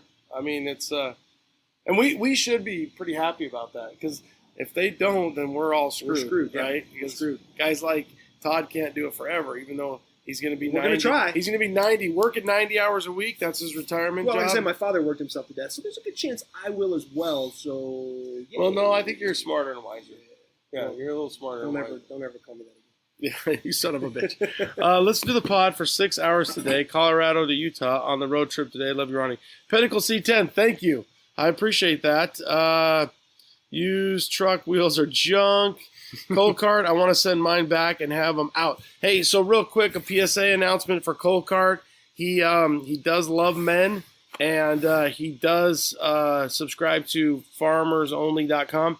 But he's doing his Memorial Cruise thing on Memorial Day, and that doesn't mean that he is having the cruise in Reno and Nevada. He's just saying, if you cruise on Monday, hashtag Memorial or Freedom Cruise, I should say Freedom Cruise, hashtag Freedom Cruise. That's all. So that's it. I want to get that one out there. Cold Cart, thank you.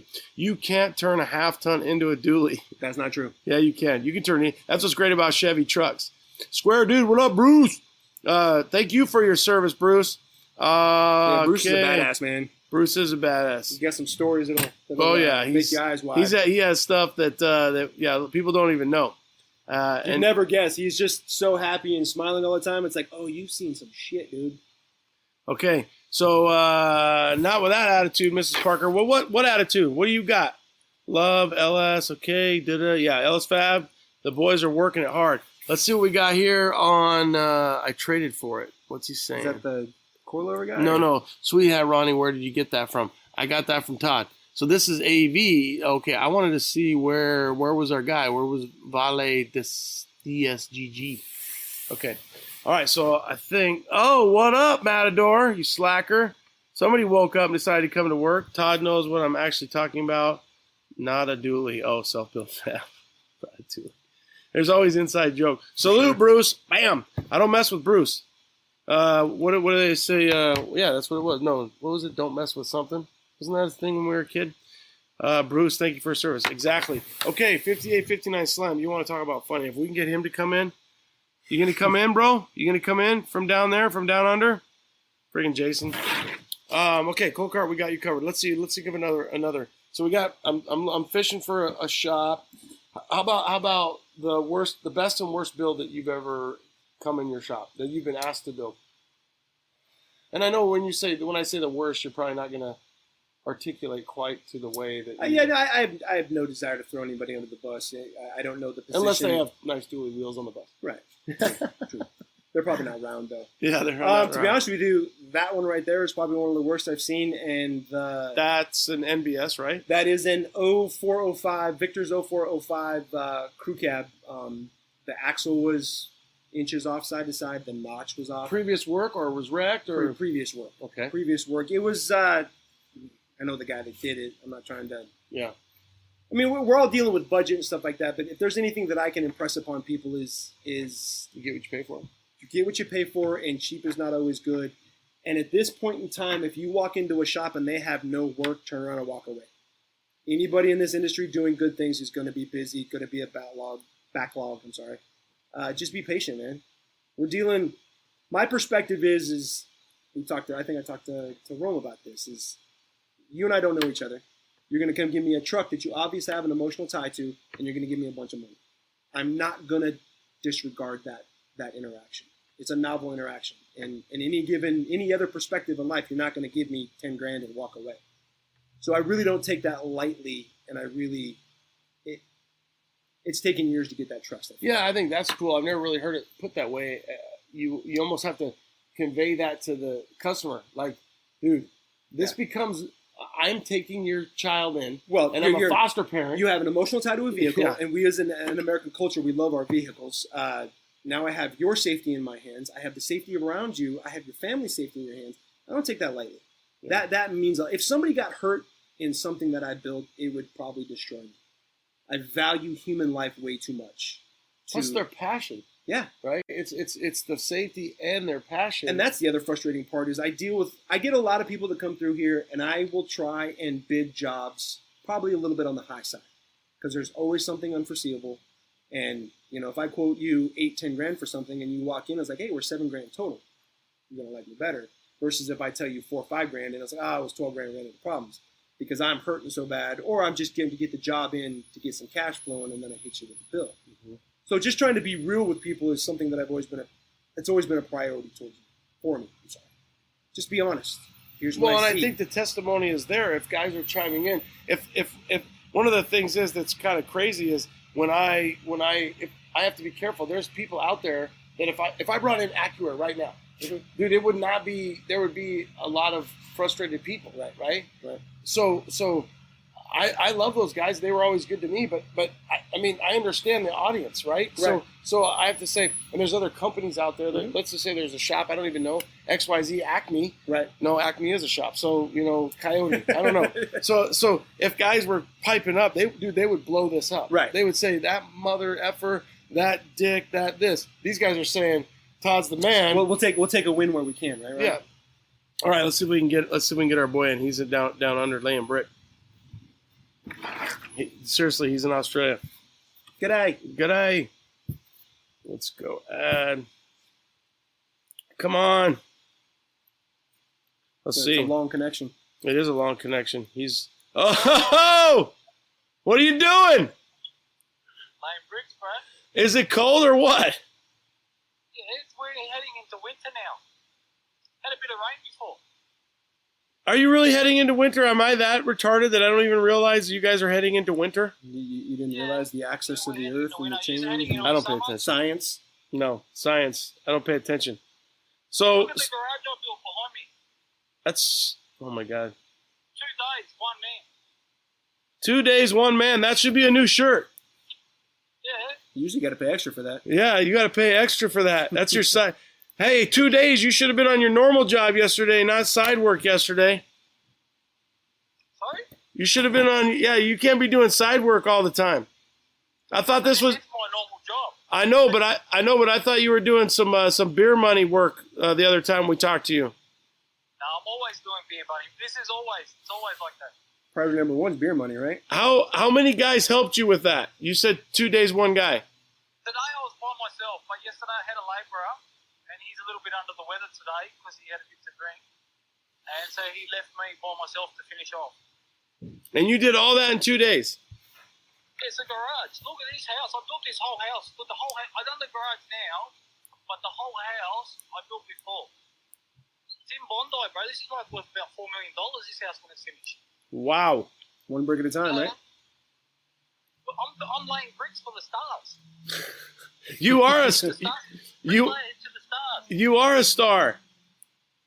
I want to be. Hey, next time we do this, we need to do it with you, with your truck in the background in the shop. Yeah. Yeah, instead of you always. Is it about lunchtime again? Last time it was about noon. Just after lunch, yeah. Did you already have lunch? Did you kick back and have a Vegemite sandwich? No. My wife makes dinner and she makes extra, so I had a bit of South American food. How do they make those bricks local? Yeah, these are local. Yeah, not from China. It's one thing we don't get from China. Oh, we got the virus. You don't have it. Give that to everybody. You don't have it. You're good. So how much longer? I don't know if I can get to the get down this year. Why? Well, even if you have it, right, in Australia, whoever travels overseas, when you come back, you have to be prepared to spend 14 days in quarantine. Oh, Jesus. So if I go there, then I've got to come back, and then they're going to put me in a hotel for 14 days. That's as of the virus now. That's kind of a new policy. Yeah, it's been like that for for about a month or so now, like that. But I think it's good. They're not going to lift this one. This one will stay for a long time. The travel ban will be the last thing to be lifted. Yeah, I think that's what's going on around here too. They're not sure. But I think by November, it's going to be different. Yeah, but even if I could travel there, they won't lift the travel ban. They'll make me stay 14 days in quarantine. Tell them you're a bricklayer and you'll do work for them. Tell them I was there helping Donald build the wall. I don't think. That's a good one. They might keep you here. Donald might keep you here. Maybe. He's trying to call me. He's following me. Oh, yeah, I bet the real Donald Trump is like, hey, you guys ever hear of that 58, 59 slams? He's a good son of a bitch. A good dude. They don't say that. They say the C word down there a lot. A lot. Part Australian because it's one of my favorites. A lot. Heaps. Yeah, we know. All right, dude. Get back to work. All right, bro. Take it easy, eh? Okay. I'll talk to you later. Be safe. It's a regular event. I know. Every Friday, chime in. I'll be back next Friday with Sam. Beautiful. Come in next Friday. No problem. Okay, later, brother. Take it easy. Bye-bye. Let's see. Here's hope so. I got SEMA show to attend. Yeah, I think SEMA. What do you think? You think SEMA's going to... How about this Hanyaker? What a stud this guy is. Moose, you can't just not look at him. I mean, that beard and that face. How sexy is that guy? I find myself going stupid every time I ever talk to him. Oh, my God. Like, I love that guy. Moose. What do you think about SEMA? What do you think is going to happen? Think they're going to have it? I think they're going to try. What do you think about like people coming from all over the world and coming to that one spot? I mean, I don't know. I mean, it's chaos whether there's a virus to deal with or not, right? That's why I wonder. I wonder if I'm Lowboy or if I'm some guy and I'm in Missouri and I've got a company, I'm gonna be like, I'm not sending your ass there to freaking be around millions of freaking thousands of people, and then you're gonna come back here to. I don't know. I wonder what's gonna happen. To try and make an assumption based off of the information that we know, you can't do it because you don't know what's reality, what's true, what's false. Well, what's going to happen in November? Right, but that's what I'm saying. You know, we'll be through summer, stuff starts cooling off. Because in Arizona, dude, I don't know what you think. My impression is my day-to-day hasn't changed. No, at 2 weeks in Arizona from now, we're going to be like 110 plus. Yeah. It'll kill the virus. Yeah, at least that's what we'll say. That's what we'll say in Arizona. We'll say, nah, we're fine. But it does seem like things are getting back to normal. So for sure, I think that things are just about as long as Dino's happens. I don't know if it's going to happen. I think Dino's is going to happen. I know right now they're planning on it, but we'll see what happens. We'll see. I don't know. Do you have a booth up there at Dino's? Dino's, yeah. Yeah. Dino's another one that's extended me been very cordial, very respectful. Yeah, he's great. To be honest with you, Dino and I used to butt heads with Dino's. My red and black, or my red and white dually, when it was flat black, he was convinced that it was, I think it was Buddy Marks. And it wasn't. I bought that truck bone stock, so, that. So you just thought you... Yeah, every time I saw him, we're talking like the ASU days, Kiwanis Park days. Yeah. That was a long time ago. And he was like, oh, my buddy Mark built that truck. Well, it didn't. He didn't. But Dino's been very, very cordial to me. We did the wheels on his white standard cab last year. He's afforded me respected the small nature of my business. Yeah, amazing. Yeah, amazing. What do you see coming through here the most right now? When you break down, so give them. So one of the things that I kind of typed up, or I would say that I posted is, hey, he's not just known for, he's known for 8-lug. Right. 8-lug love, I think right. But you, dude, you're bagged and bodied. You're doing everything. Anything, yeah. We have the one thing that I really don't do a lot of work on is mini trucks. Toyota's S10s. I think in the 20 plus years I've been doing this, I've maybe bagged 5. Everything has been full size and up. Do you think that mini truck guys try to do it all on their own? Definitely. So I think smaller and easier. The price point to get into an S10 or a Toyota is much less, especially this day and age with the price influx in ABSs and square bodies. And I think that's a rite of passage for most of us. We all that's exactly. Got to try and do it ourselves. The frustrating thing is for me this is a lifestyle for me, and not to the point where I'm wearing the Dickies and the bandana and being a bro, but I don't really enjoy the shows. I really don't enjoy the social activities. I enjoy going down the freeway at 80 miles an hour, an inch off the ground with the tunes pumping and people outside their comfort zone going, what's going on? And I got, barely a hand on the steering wheel and she's going down the road straight and it's like glass. That's what gets me excited. Yeah. Well, it's, I never really heard it that way, but like when we go to Texas or we go to like the journey, the cruise of the Pines, whatever it is, when you're sitting back and you're in your vehicle, that's a different facet of it. We don't think about it like, okay, the shows is a facet. Right. Sit around, drink beer, talk about the builds. Look at what Todd's doing. Yep. Look what this guy's doing. Look what Travis is doing. But then when you're in the vehicle, it's like you're in your moment, man. Well, sometimes people will say, hey, I got to go to Vegas or Utah. I got to pick this up. Mm-hmm. I'll go with you. I'm like, no, I don't want you to go with me. Right. I just want to lock it down. For sure. I want to lock it down. Sometimes for me, I used to live out in Queen Creek, and when I would drive into the fire station, it was like a 30-minute drive. Now I'm pretty close. I'm in town, but I used to really enjoy that time.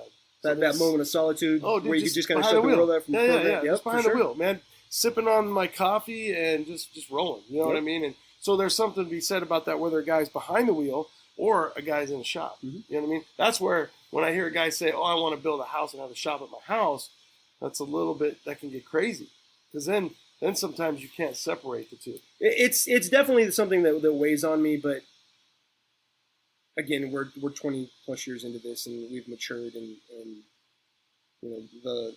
I'm thinking about the long game, setting the foundation for long-term goals. I could really give a shit about something that's instantaneous at this point in my life. Isn't it funny how, like you said, when you were young, that's what drives you then, and that's what's different now. Yep. As long as you can reflect back on that and go, well, I got to remember that's who I was. That's the definition of your character, is being able to look back and reflect. Yeah. Well, one of my favorite sayings is, what you get when you don't get what you thought you wanted is experience. And that's what's this here? What do we got? Ratty Rocco. She can't wait to cruise in Rocco. She's got a 61 C20 that 61 C20. C20. Okay. Pig nose? Yes, pig nose with pig nose. She's a hoot, man. Where's Ratty Rocco out of? She lives in here? East Mesa. Yeah. Oh, okay, no, cool. She's a local. Her and her boyfriend come by all the time, and we talk about the truck, and we're getting parts together, and that actually should be in here in the next month or so. Hey, DM me, Ratty Rocco. I want to see this truck. I don't want to forget. Oh, she'll tell you about it. All right, I want to see it. Y'all ever come across any 2-wheel drive full-size Blazers? Right there. Yeah, there's one right there. This is Testa Dura 13. They're out there. They're not the easiest to find, but they're out there. You can find them. The nice thing about the 2-wheel drive Blazers is the frames are essentially the same. So if you had the fortitude, you can swap in the factory crossmember and turn any 4-wheel drive Blazer into a 2-wheel drive Blazer. And that is exactly what I'm doing with my 77. Yeah, I think like 70-80% of the holes line up. You only got to drill a couple to put the factory suspension. So that's what I'm going to do with my 77. If you watched last week's episode, I showed you a little bit. I think I'm going to call it Appaloosa. It's brown and white with a yellow trim because it's 77, and it's going to be cool. So I think I'm going to 2-wheel drive convert it with a stock crossmember. Less is more, man. Yeah, less is more. So she's in New Jersey, or they are in New Jersey. So I don't know about in New Jersey. I'm in New Jersey. Missed a few. You want to talk about trucks? She'll talk your ear off. Oh, okay. Oh, yeah, will do. There you go. All right. Lewis, what up? Undisputed, dually shit. Square body pick now. Hard to find them over the East Coast. If you do, they're almost always rusted. Oh, Blazers. We're jaded here in Arizona. We are definitely spoiled with our lack of rust issues. So, Testa, so YouTube, his question or her question or their question is, anyone ever mount a Blazer body on a 2-wheel drive short bed? Yes, the wheelbases are slightly different. You do need to compensate for that. So the wheelbase on a Blazer is, I think, 105. The wheelbase on a short bed is 115. Something like that. Yep. And then I think a long bed is 127, I think. So for that's for 67, 72. So depending, but you definitely have to make some modifications. You could still find a frame though. Right. I think you could find a frame. If you find the Blazer, that's fine. But I still think you can find a frame. And anymore, anybody will make the frame. It goes back to the previous statement. If you can find a solid four-wheel drive frame, you can turn that into a two-wheel drive chassis. Actually, we just sold the chassis off of this. I already had a 3.5 drop on it, brakes, complete roller, fuel tank, and everything for like $1,200. Yeah. So yeah, what about that? Yeah. I put it out there. You just weren't watching. No, I wasn't. I wasn't on that was tough. It's cool. That's tough. Who bought it? I'm not. What are they going to do? The owner of this truck ended up having a buddy, I believe, who has a four-wheel drive. They're going to put that tub on and turn it into a factory. Yeah, and you can still, I think in Arizona, you can still find some decent four-wheel drives, you know. And it's funny because, like, almost like the dualies, Blazers sometimes are either super primo or they're just beat the shit. Right. Out here in the desert, Montana too, you know, you'll find them, whether it's a Blazer, a Suburban. Suburbans were so popular back in the day here. Right. A second-gen square, so to me, a square headlight, slope nose. You will see those Blazers even today rolling around PHX, for sure. So you got your extra cab. Yep. What else is on the bucket list for you? I may have a line on a 71 factory two-wheel drive Blazer. That is one of my bucket list trucks. That's a big one. Yeah. 71 too. 71 also. That's a low number. Yeah. I'm really. What would you do to that? Everything's better lower, right? 24s, 22s. 20. I'm not a big wheel guy. I'm really into proportions. On that truck, probably 22s. 22s, something with a lip in the back, decent motor. Nothing really over the top. I'm a big advocate of a whole project. You know, you got these stock trucks out here with 10 grand with the wheels and tires. It doesn't do anything for me. But you got a truck that's got good paint on it and good fabric on it and detail-oriented layout and the wheels fit. That's what I really enjoy to look at. The little idiosyncrasies where something's different, but you got to kind of figure it out. The subtle details, the complexity of the vehicle in its entirety, not just one facet. That's what I enjoy. Yeah, I mean, that almost is the whole journey itself, right? Where it's not just, I bought the whims and tires. The whims. I bought the whims, the wheels. I bought the whims, the wheels, and the tires.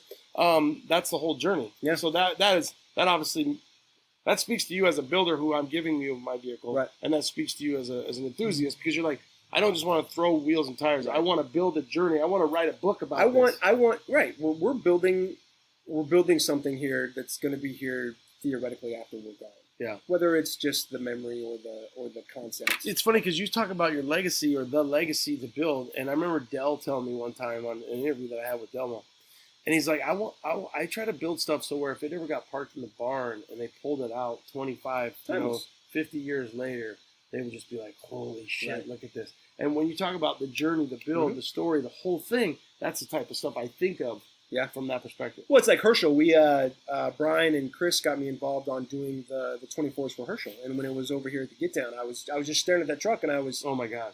I mean, they did a fantastic job on it. Yeah. I mean, small cog and a huge machine there, but that 57 utility truck. What's that truck seen?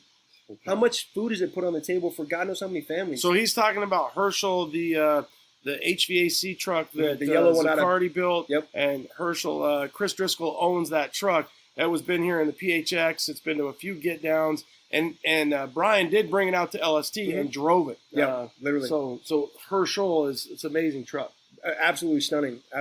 But to think about the lineage of that truck it's crazy. Yeah. What's like we were talking earlier? My Bridgeport's from 1956. What's that cut? Yeah. Think about that. Yeah. I have a buddy with a lathe in his garage from 1902. 100 plus years. What has that lathe seen? What has that lathe cut? Yeah. You know what I'm saying? There's no GoPro on there. We can't download that SD card to look at everything that's done. You know, how long have you had that Bridgeport?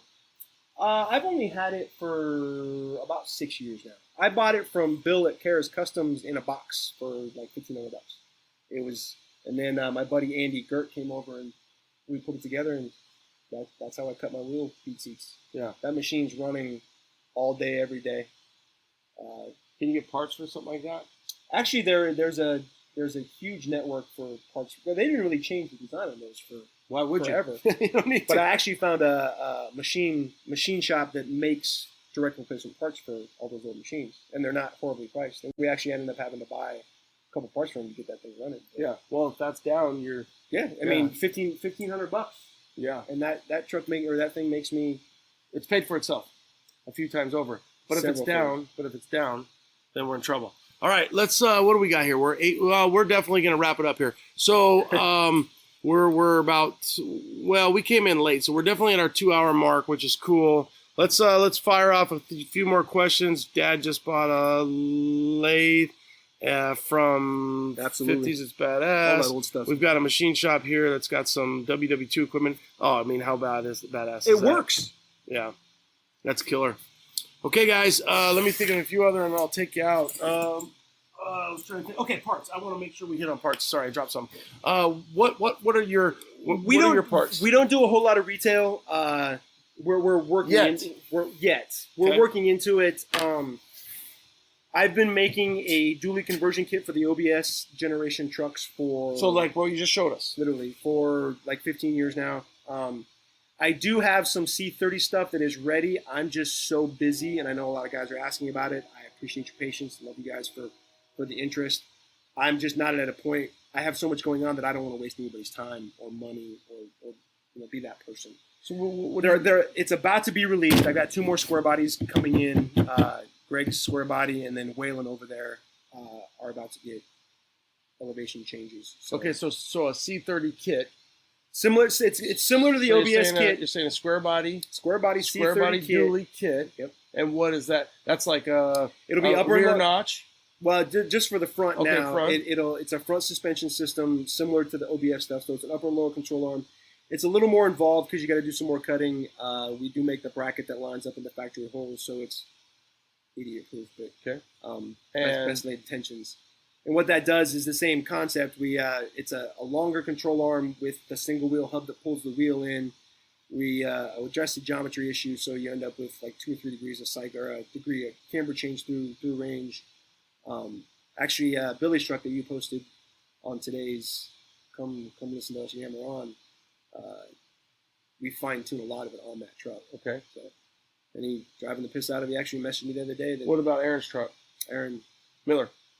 That was actually just a static drop. So we make a bunch of static drop parts for that, but most of it's over the counter. So it'll be over the counter spindles and springs that we can provide you with, and then we make our own flip kit, axle perch, and underbed notch. I'm not a big advocate of the bolt-in stuff. It does work if it's installed correctly. The reality is most people don't install it correctly. And I'm not saying that they're doing it wrong. They're not being precise with the holes, so then you oversize the holes to bolt everything down. And then through the stresses that vehicle sees driving down the road, it's going to engage the slop in those holes. So are you an advocate of, let's say you line it with that and then you back it up with a weld? At a minimum, if you have a bolt-in notch, I highly recommend just welding the end of the scissors. You don't have to weld it in all the way around. Just weld the end of it. Bolt-in long-term, I'm not a big fan. Well, and really, if you're going to weld the end seams, just freaking weld it. Right. I mean, who cares? For me, even on Yellowstone, I was worried about moisture. Right. I'm like, dude, you get water flipping up around in there, and I'm like, let's just weld it up and knock it down. Yeah, I make an 8-piece weld-in notch, but not right now for availability unless it comes through. The underbed notch. I do sell an underbed notch flip kit and static drop kits for the C20s or for the C30s and the OBS generation trucks. All available on your website. Yes. The 3/4 ton truck that we talked about early, I just developed a 6/8 drop for that. It's spindle springs, a myriad of over-the-counter parts along with some stuff that I make to get a 6/8 drop. I know there's some control arm kits out there that allow for that drop. I'm just not a big fan of the company. What spindle do you recommend? Anything name brand. So McGoy's, Western Chassis, Beltec. I ain't gonna lie, I've had good luck with Chassis Tech products. The spindles is about the only thing I use. Yeah. So Ames and Chassis Tech, if you think about going way back, or if you just subscribe to any magazine. Or Radical Tops. Radical Tops, yeah. They are a mile from here. Literally. Right? Yeah, a mile. The track's right there, man. You can go get a pump, a tank, whatever you need. Ames is right there downtown Mesa. And even better, Switches a mile up the road as well. I also want to address a couple things. Just so everybody knows. Hey, that was his hand. Okay. Switch suspension. Seth has been more than cordial to me, respectful to me, and at this juncture in time, they handle all my shipping. I've gotten a couple of weird calls about, I wanted your notch, not Switch's notch. So Switch, we have an amazing working relationship. Those guys are beautiful people. Tommy, Edgar, Seth. Yeah. They handle all my shipping. So if you see something from me that shows up with a Switch label, it's okay.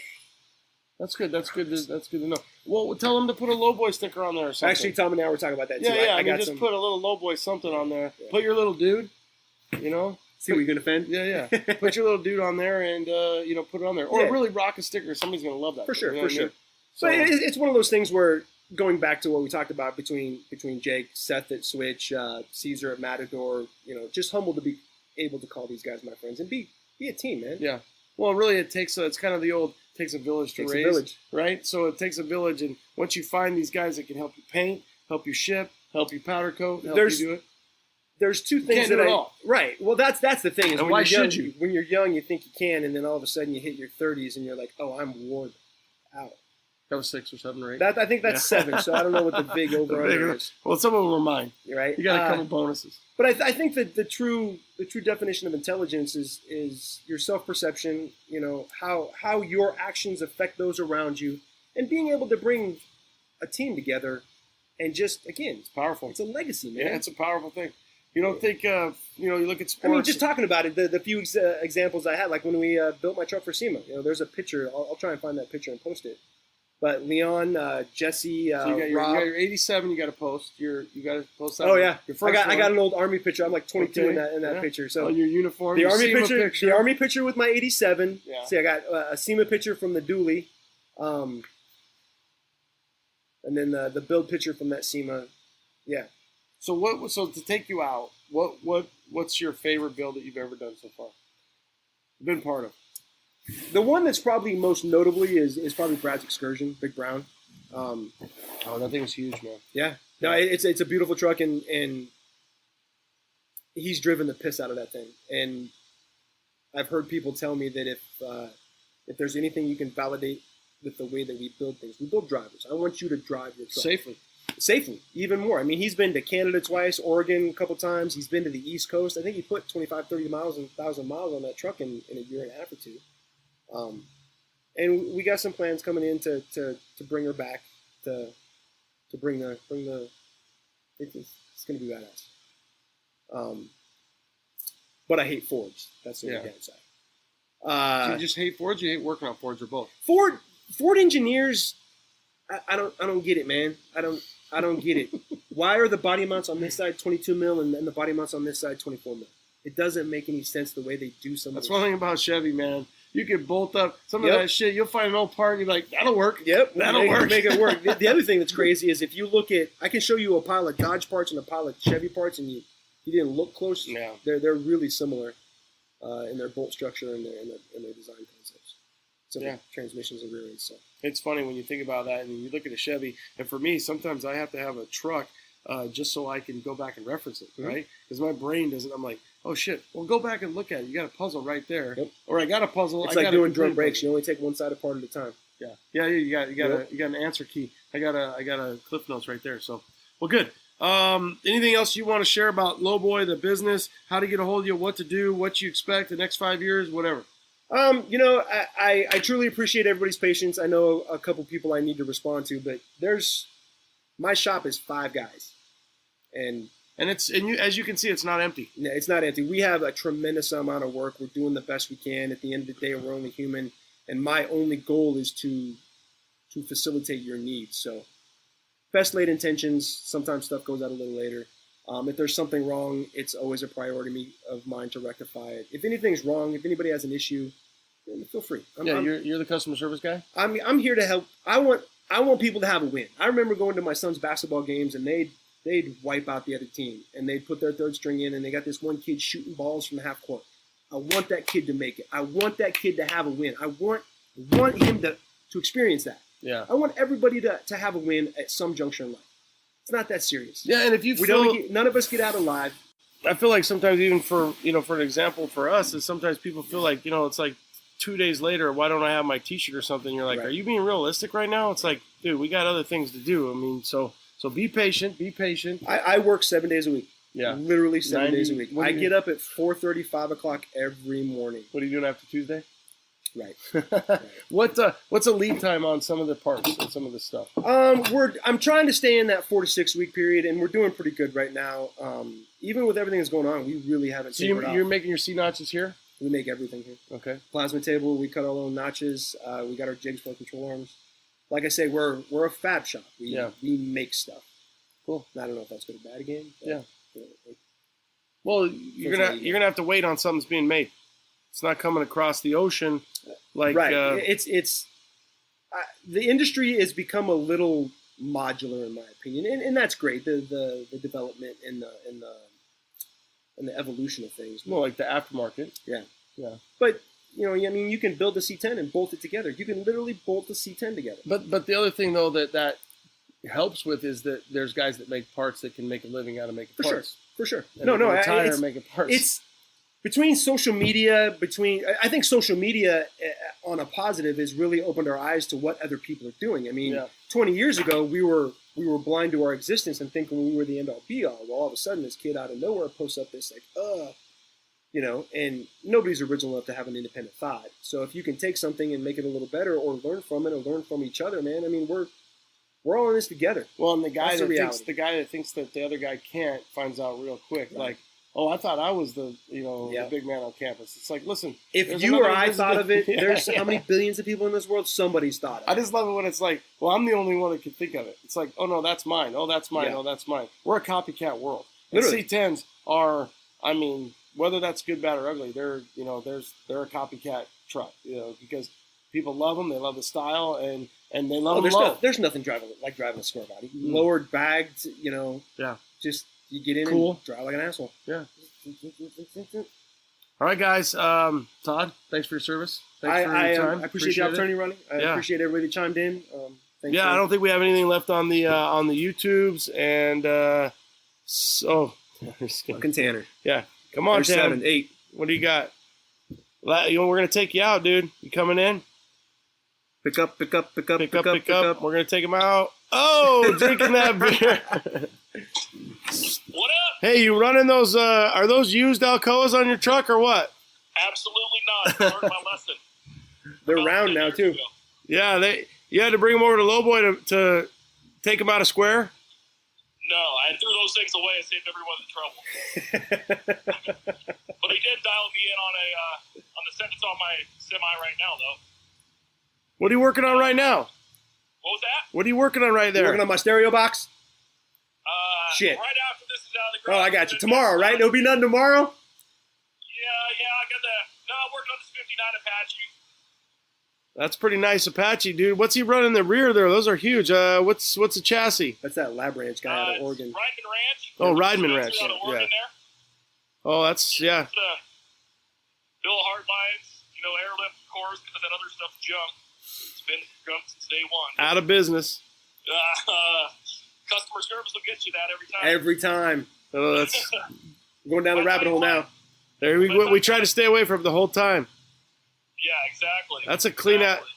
That's a beautiful truck. Yeah. So what's going on with Todd's sound system? Listen, what happened was. No. Well, you have a little bit of reprieve because the dually goes to paint next week. Hold on. So what's going on with Todd's sound system here? Uh-oh. Just a one-man show around here. Todd's seen it before. Yes, sir. Just a little bit of everything going on here. Oh, my God. Look at you. Keeps the demons at bay, huh? Another chassis.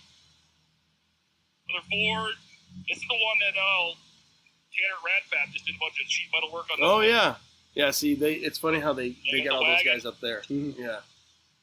Yeah, well, you know what? That's the wagon right there. That's what's up. What is that, like a Volvo or some shit? Nobody cares. No, it's a 63 Rambler American. Oh, Rambler.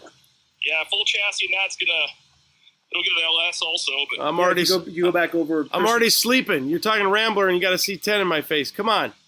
Oh, yeah, you want that? You can have that too. That's for sale. Somebody chopped that top a little bit. Yeah, that's the one that Hubcap did. Dude, that thing's. Work on this one. Yeah, we converted to a rack and pinion on that over Christmas time. Yeah, this is Todd's stereo right here. Yeah, that's the problem. Yeah, it doesn't go very loud. But, oh, yeah. What chassis is that? Is that another Rideman chassis? No, that's one that I built myself. This is going under the Ford. Cool. For a club member out of Washington. 63 Ford? What year is that Ford? Yeah, 60-something another. I don't know. I'm not a Ford guy. Yeah, it is tough. Tough to tell. Yeah, exactly. I just got one scattered in my backyard. You got a lot of shit scattered. Have you met Tanner? So. Oh, yeah. That's why I like it. I like it like that. Makes me feel good. Well, yeah, I had a buyer lined up for the C10, but money. That kind of fell through with the Caroli pandemic. So yeah, the Caroli, the Adam Caroli pandemic. I don't know, man. I feel like everybody's telling me, and that's one thing I didn't even ask you, but everybody seems like they're just cranking. Like they're having their busiest months, and like April, May have just been really, really amazing months for most guys that I've talked to. Yeah, it's even at the other shop where I work at, we been slammed for years. So. That truck is killer, dude. That is a beautiful truck. This is I talked to Spencer today. This is the 4th chassis that he built, and we just got another one up here for Arlo's 55. And that'll be this one's leaving back to Washington. This one's leaving back to Washington in 2 weeks. Then it's on the Todd's truck, then on the Ford, then Arlo's. So. Well, like I say, you have I talked over you, but you have a little bit of a reprieve because the red dually goes to paint next week. So you got 3-4 weeks. Nice. You're welcome. That is well, that's good. I'll be in Washington then. So. Oh wow, this is my surprise face. Yeah. that one right there. That one there. That's when I first met Todd. Started talking to Todd. Back. When was that? Probably. We were in our 30s, or I was in my 30s. Yeah, right. Me too. But, somebody's getting older here. I don't know which one of us it is. Yes. Yeah, when none of us are growing up, so. No. That would be no fun. Right. We're think about it this way, Tanner. We're sitting around drinking beer, talking trucks over the interweb, and having a good damn time doing it. Not a bad day. Yeah, absolutely. Yeah, so. I tell you what, that guy sitting next to you, Ronnie, he's got to be the hardest working dude in the valley. Every time I stop by, it's asses and elbows over there. And things to see and people to do. He's got a little thing. That's why he's got such a narrow driveway, Tanner. He's got a little thing when all the guys come. He's like, "You guys get to work. People are coming." No shit. Now the guys probably have a little GoPro up there so they can see me coming in. All right, hustle up. Hustle up. Yeah, they got tracking on their phone. Why do you think there's cameras in this shop? Yeah, send a little text, hey, get off the phone. It's one of those little freaking those little cords. It's like a trip cord, but it's an alarm. It says, "Get to work, get to work." Pretty much. Right. What about freaking Hoagie Shine? That dude ain't no slacker. Dude, I was just there today. I wired up a 55 for him. Man, I don't know. It might be a toss-up between Dan and Todd. I don't know, man. He's got Dan's got young kids, so he's working at home too. Right. Whereas Todd's got his kids working for him. Yeah. Yeah, they don't have a choice. Those sons of bitches. Yeah. No, he pays them. He gives them a 1% or 3%. He gives Shine gets a 0.5%.